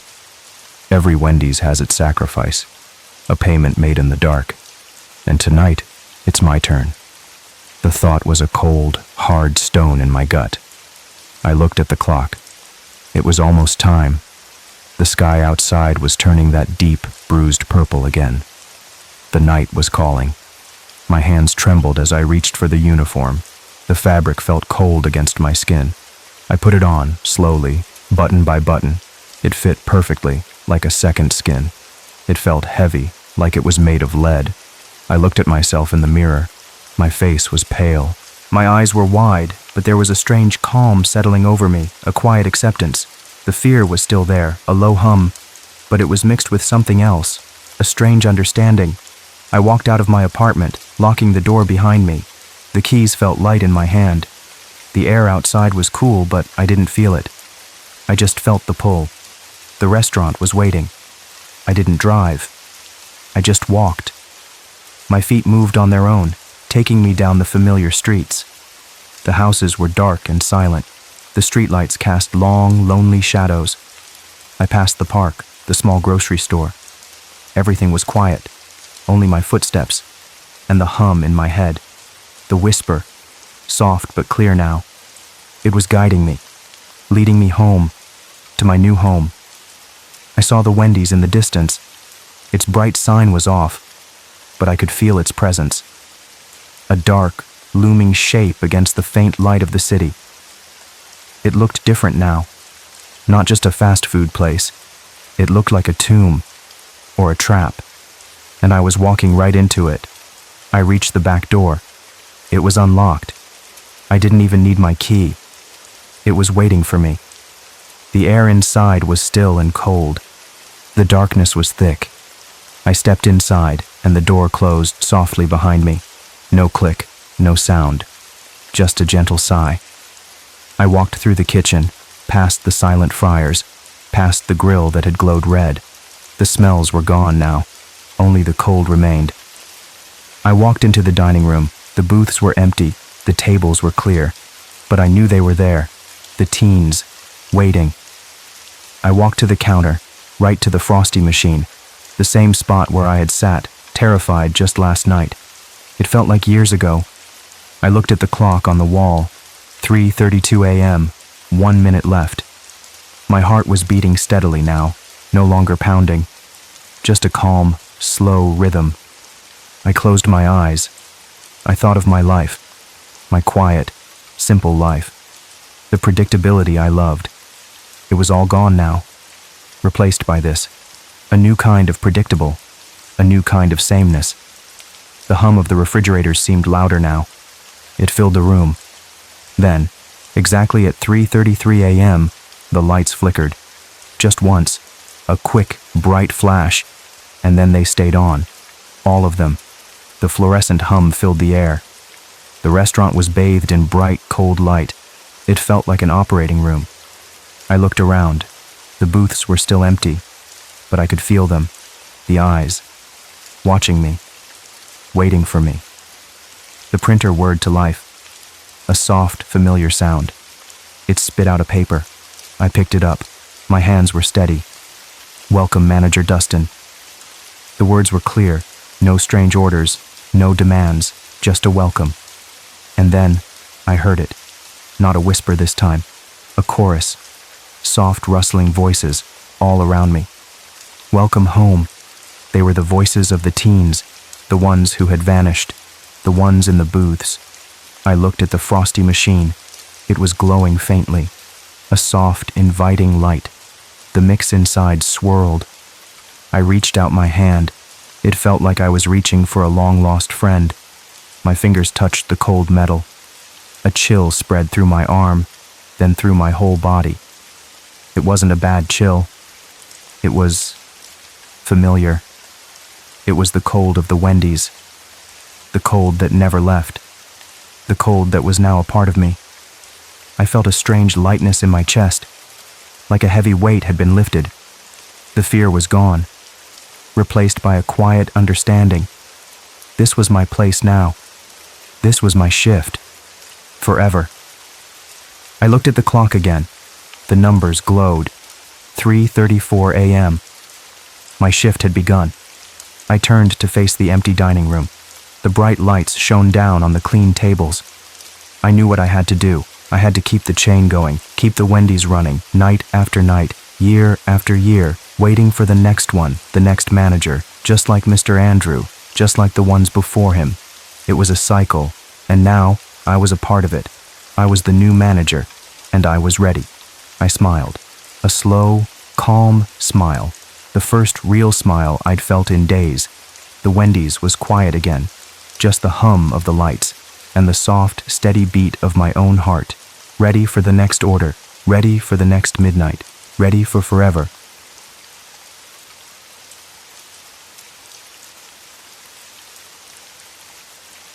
I never meant to go back to that house, not ever. It sat there, deep in the woods, like a bad dream you can't shake off. It was a place where shadows seemed to stick to everything, a place where the air always felt a little too cold. Not after what happened to Delilah. That was the real reason. Her vanishing, it tore a hole right through my world. It left a mark that never truly healed. A jagged scar on my heart that throbbed with every memory. Every breath I took felt like a reminder of what was lost. But death, it has a funny way of pulling you back. It tugs at your insides. It whispers old names and old memories in your ear. It pulls on those invisible strings, like a puppet master. It makes you go home, even when home is the last place you want to be. It was like an invisible string, pulling me closer and closer. A force I couldn't fight, no matter how hard I tried. Our house was old. Really old. It was a crumbling Victorian. The paint was peeling off in big, sad flakes. It looked like the house was crying, maybe.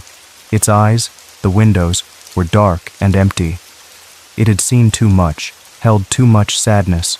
Every brick seemed to sigh with a heavy past. It was tucked away in the thick woods of Horton Glen. The trees grew so close they almost hugged the walls. Their branches scraped against the windows like bony fingers. They whispered secrets in the wind, old and forgotten. Horton Glen was a quiet town. It felt like time just forgot about it. The same old faces walked the same old streets. Everyone knew everyone, and everyone knew our story. They'd nod kindly, but their eyes held pity. Nothing ever changed there. Nothing ever truly moved on. It was stuck, just like our house, just like the memories. The dust of years settled thick on everything. It was a place where secrets could hide for a long, long time. Secrets that festered, growing darker with each passing year, and our family had more than its share of those. Mom died when I was 6. I barely remember her face now. It's like looking at a faded old photograph. Her smile was a blur, her voice a whisper I couldn't quite catch. Just a soft smell, like old flowers and sunshine. A warmth that used to fill the house, now gone. And a feeling, warm and safe, that slowly slipped away, like sand through my tiny fingers. The house felt colder after she was gone. Emptier. The laughter died, replaced by a heavy quiet. Then, 3 years later, Dad drowned. It was in the old quarry. He loved that quarry, loved to swim in its deep, dark water. He'd take us there on hot summer days. The water there was dark and still. It always looked hungry. It swallowed him whole and never gave him back. Just a ripple on the surface, then nothing. After that, it was just Delilah and me, alone in that big, echoing house. 2 kids, lost in too many empty rooms. We held on to each other, 2 small hands gripping tight. We were like 2 small boats, adrift in a giant, silent ocean. The silence after they were gone was the loudest thing. It pressed in on us, heavy and thick. It filled every corner, every shadow. The stairs always creaked. They sounded like old bones. Every step was a groan, a sigh from the house itself. The wallpaper peeled off the walls. It looked like skin. Flayed skin, I guess. It was a creepy thought. It hung in strips, revealing the dark plaster beneath. It felt like the house was slowly falling apart, just like us. Each day, a little more crumbled away. Every sound made me jump. Every shadow made me shiver. The wind outside sounded like whispers. The floorboards groaned. I'd pull my blanket tight, pretending not to hear. I'd squeeze my eyes shut, wishing it would all go away. It was never really a home after that, just a place we lived, a place we tried to survive in day after day. We ate dinner in silence, our forks clinking too loud. The food tasted like ash, even if it didn't. A place where the walls held too many sad stories, stories of laughter that had faded and tears that still clung. Delilah was older than me, by 2 whole years. She was smart, really, really smart. She read big books with small print, her brow furrowed. She understood things I didn't, even then. She'd explain the stars to me, or how plants grew, and wild. Like a stray cat, maybe. She'd disappear into the woods for hours, then come back with tangled hair. Her clothes would be dirty, her knees scraped. She'd bring me strange flowers and smooth stones. She was beautiful too, but in a strange way, a wild way. Her eyes were dark and deep, like the woods themselves. They held secrets, even when she was little. Secrets she never shared, not even with me. And she was strange. That's the best word for it. She saw things others didn't, or felt things more deeply. Sometimes she'd stare at nothing, a faraway look in her eyes, like she was listening to something only she could hear. She lived in her own world, and sometimes I felt like an outsider, like I was watching her through a pane of glass. I loved her, though. She was all I had left. She was my anchor in that big, empty house. She talked to mirrors. I saw her do it, not like little girls do, pretending to be movie stars, or queens talking to themselves, making funny faces. This was different. Delilah would whisper to the old mirror in her room, like it was a real person, sitting right there with her. She'd spend hours in front of it, just staring, her back to the door, her shoulders hunched. I'd sneak past her room, my heart thumping. I'd hear a low murmur, like a secret conversation. I caught her once. Her eyes looked far away, like she wasn't even in the room with me. She was somewhere else, 1,000,000 miles away. Her lips moved, but no sound came out, just a faint, breathy whisper. She was murmuring things, soft words, words I couldn't quite make out, but they sounded serious, like a secret conversation, just for her in the glass. "I know you're there," she'd say. Her voice was barely a breath. It was a chilling sound even then. "You've always been there." It sent shivers down my spine, even then. I'd run back to my room, pulling the covers over my head. I'd try to forget the look in her eyes, so distant. The mirror was tall. It was oval-shaped. It reached almost to the ceiling, a dark, looming shape. Its frame was made of old cherry wood. It was rotting. The wood was dark and stained, like old blood. It looked like something ancient, dug from the earth, carved with roses, but also with little teeth. It sounds weird, but that's what they looked like. Teeth.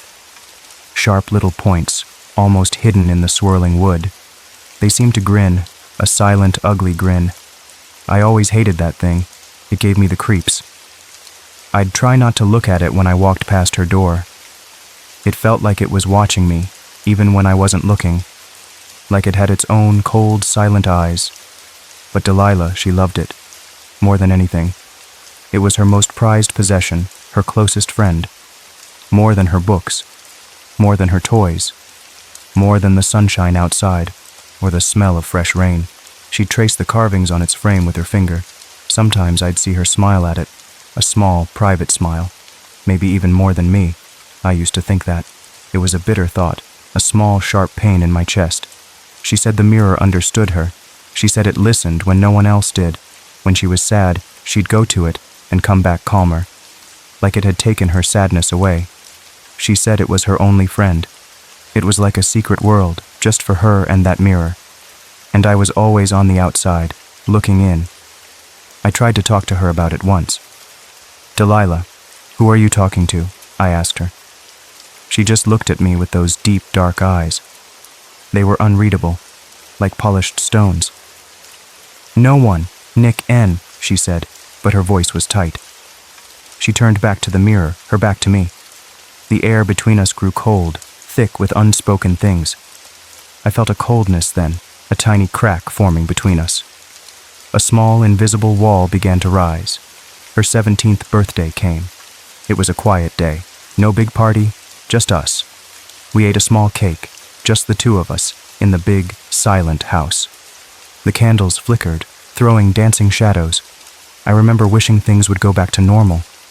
Wishing our parents were there, making noise. The next day, she was gone. Just like that. 1 minute, she was there, sitting on her bed, cross-legged, brushing her long hair, looking in the mirror. Her eyes were fixed on her reflection, a strange, faraway look. She was humming a little tune, soft and low. A lullaby, maybe, for herself. The next minute, she was gone. Poof. Like a puff of smoke, she just vanished into thin air. Her room was neat. Too neat. Her brush was on the bed, her book open on the floor. It was like she'd just stepped out for a moment. But the air was still, too still. No broken window, no forced door, no signs of a fight. Nothing. Just an empty room and a silence that screamed. The silence was so loud, it hurt my ears. It was a different kind of silence now, a hungry one. A silence that swallowed everything. Only the mirror was left. It stood there, tall and quiet. It looked bigger somehow, more imposing. It had a faint fog on it, like someone had breathed on it. A cold, damp mist that clung to the glass. It didn't look like a normal fog, or like something had sighed. A cold sigh, a breath from the other side, a chilling whisper. From the other side. I knew something was wrong. Deep down, I just knew. It wasn't a normal leaving. It wasn't a runaway. This was something else. Something dark and impossible. My gut twisted into a knot of fear. I ran to her, screaming her name. My voice cracked, desperate and raw. I searched every closet, under her bed. I even looked in the attic, though I knew she hated it.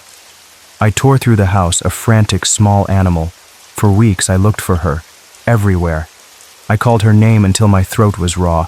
My voice echoed through the empty rooms, unanswered. I walked the woods until my feet ached. I showed her picture to everyone in town. They'd shake their heads, their faces full of pity. I asked everyone in town. No one saw a thing. They just shook their heads, their faces full of pity. They'd pat my shoulder, their eyes sad. "Poor boy," they'd say. "Grief does strange things." I told them what I heard at night, her voice, calling my name. It came from her room, from behind the glass. Soft sobs, like she was crying. A faint, watery sound, like tears falling on stone. It was always just after midnight, a cold, mournful sound. I'd press my ear to her door, desperate to hear more. Sometimes I'd hear a faint scratching sound too. I told them something took her, through the mirror. I swore it. My voice was shaky, but I believed every word. They just looked at me with sad eyes. Their eyes held a kind of knowing sadness, like they felt sorry for me. They said grief was playing tricks on me, making me see things, hear things. They said I was confused. They sent me away, to a place for people who were sick in their minds, a place with white walls and soft voices that never quite felt real. They called it a rest home. I called it a prison. The days blurred into one long, dull ache. I was there for 3 months. It felt like forever. Every day was the same. Every night was filled with nightmares. Nightmares of Delilah, trapped behind glass. They tried to tell me it was just my imagination. They gave me pills that made my head feel fuzzy. The world looked soft and blurry through the haze. But I knew better. I knew what I heard. I knew what I saw, even if no one else did. The whispers, the cold fog, the empty room. They were real. More real than anything else. I moved far away after that, as far as I could go, to a city where no one knew my name. A place where the past couldn't find me. Changed my name. Started a new life. I buried the past deep, deep down inside me. Tried to forget everything, every creak, every shadow. I built a wall around my heart, brick by painful brick. A fortress against the memories.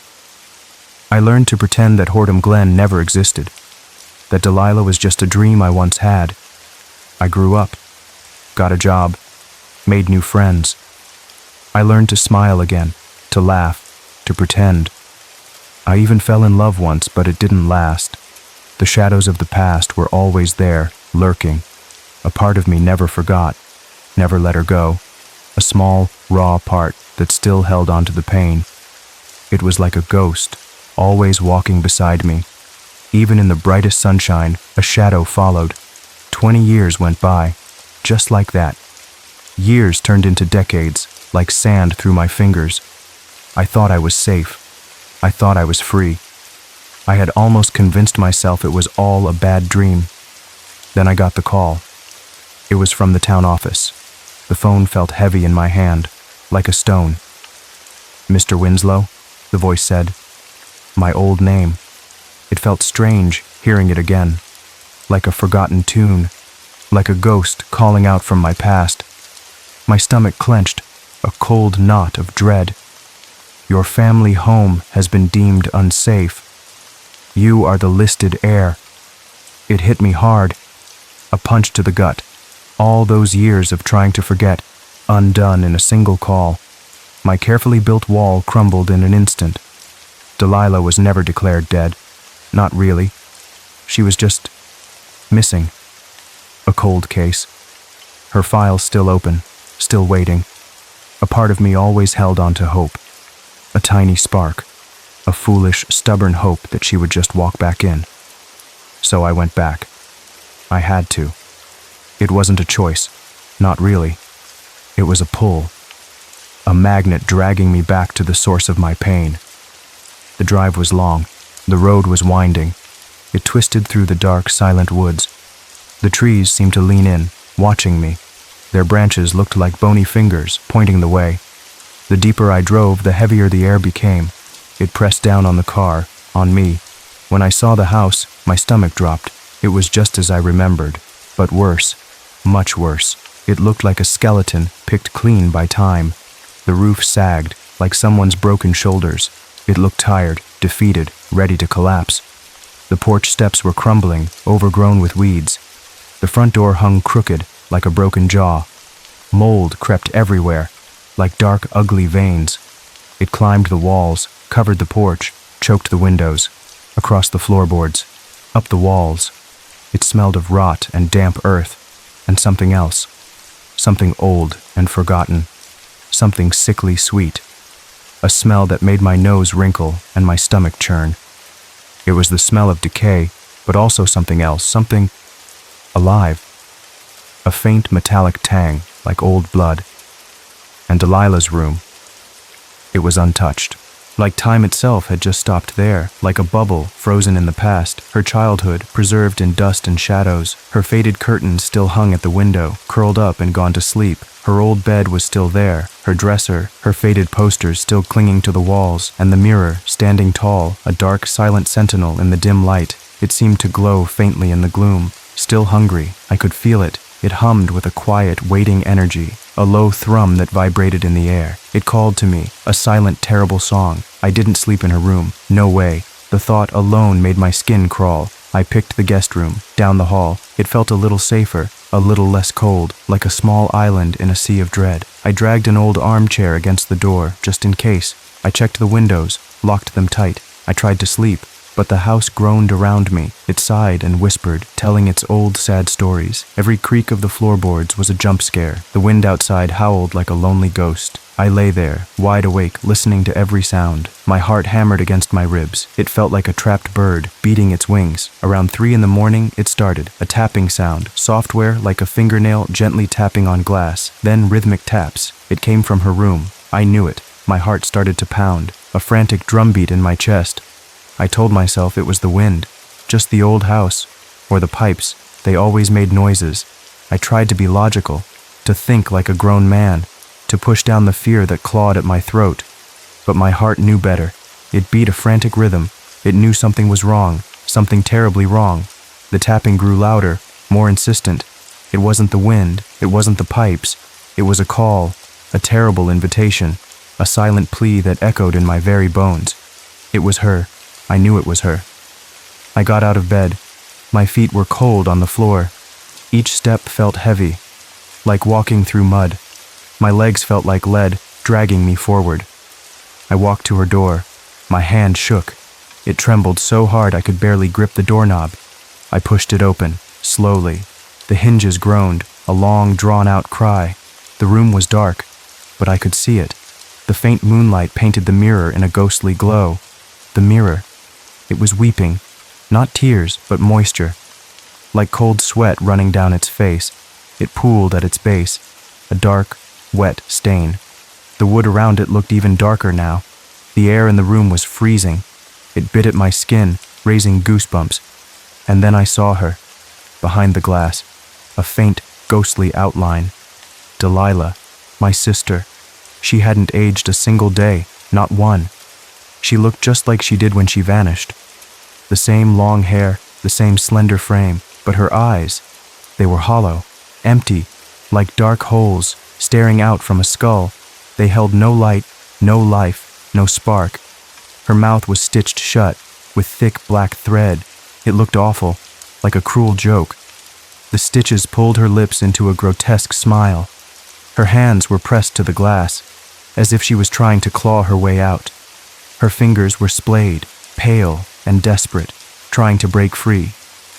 She saw me, her hollow eyes fixed on mine. A chill went through me, colder than any ice. My blood ran cold. I couldn't breathe. It was like all the air had been sucked from the room.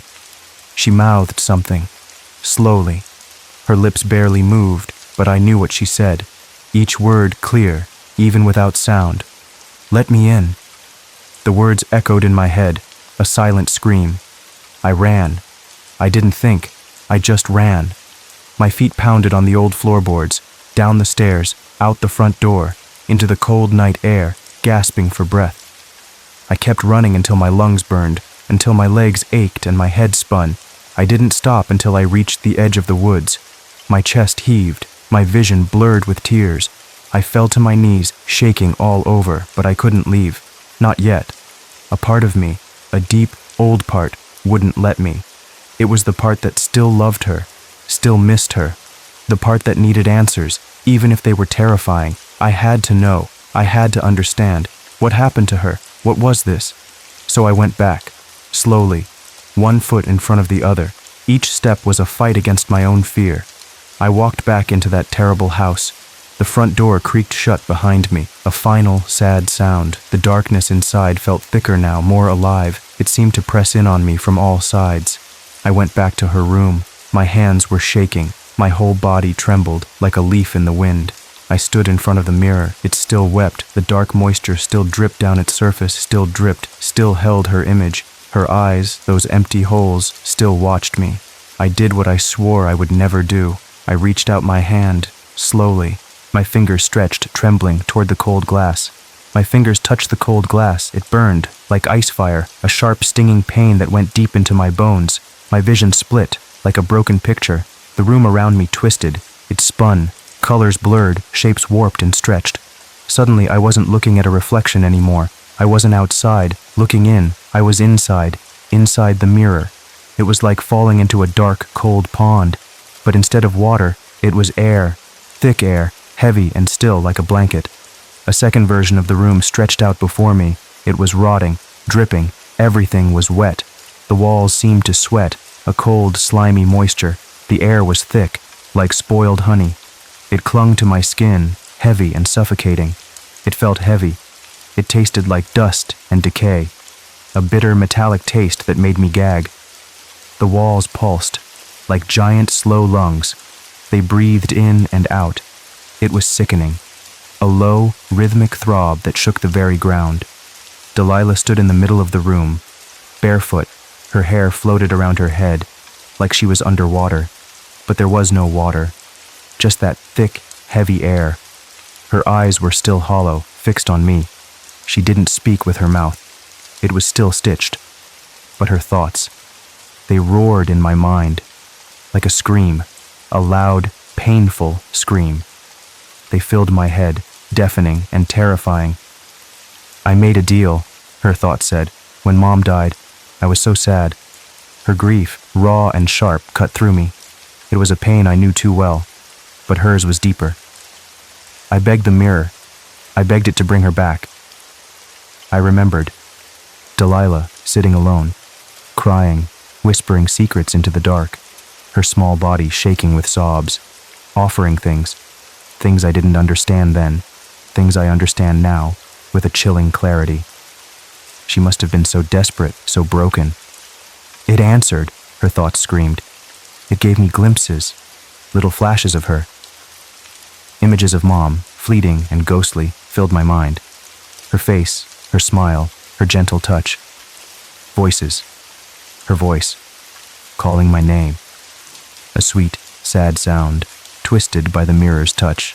A siren song, luring her deeper. But it wanted something back, something in return. The air grew colder, heavier, pressing down on me, a terrible weight crushing my chest. A sister. Her thoughts were a cold, hard blow to my chest. I was the price. I was the deal. My blood ran cold. My heart stopped. The world tilted. Everything went silent. I was the price. I was the deal. My breath caught in my throat, a choked gasp. She looked at me then, her hollow eyes. There was no love in them, not anymore. Only hunger, a deep, terrible hunger, a consuming void that wanted to swallow me whole. Now that you're here, she thought, I'm free. My blood ran cold. My heart stopped. The world tilted. Everything went silent. I was the price. I was the deal. My breath caught in my throat, a choked gasp. She lunged, fast, like a hungry animal. Her pale hands reached for me, long and thin, her fingers like claws, aimed for my face. I screamed, a raw, choked sound. It tore from my throat, full of terror. Everything went white, a blinding flash, then a deafening sound. Glass shattered, a loud, terrible crash. It echoed through the house, shaking the very foundations. I felt a sharp pain, then darkness. I woke up, in the guest room bed.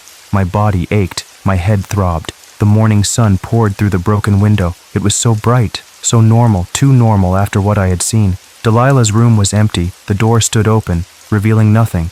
The mirror, it was gone. Just a blank space on the wall. No broken glass on the floor. No drips. Nothing, just an empty room, like it had never been there at all. I was alive. I was out. I stumbled out of the house, into the blinding sunlight. I drove away, not looking back. Weeks passed. I moved back to the city, far away from Hordham Glen, from that terrible house.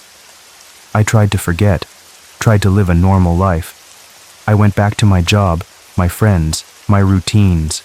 But at night, things started to happen.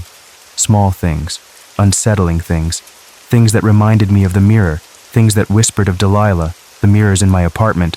They fog up, on their own, in the middle of the night, a cold mist appearing from nowhere. And I see her, my sister, Delilah, in the foggy glass, her hollow eyes, her stitched mouth. She's not trapped anymore.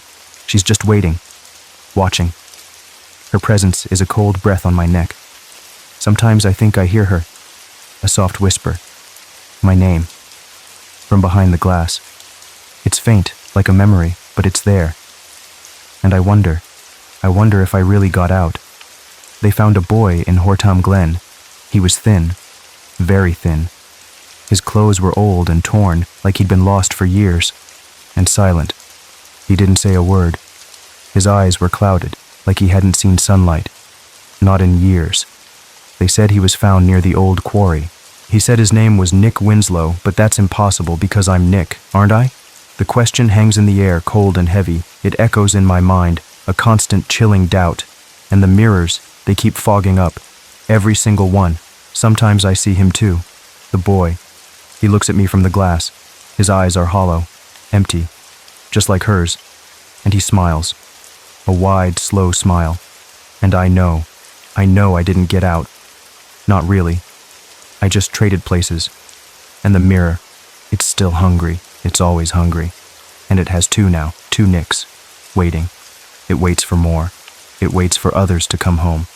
And I'm just a reflection now, a ghost in the glass, trapped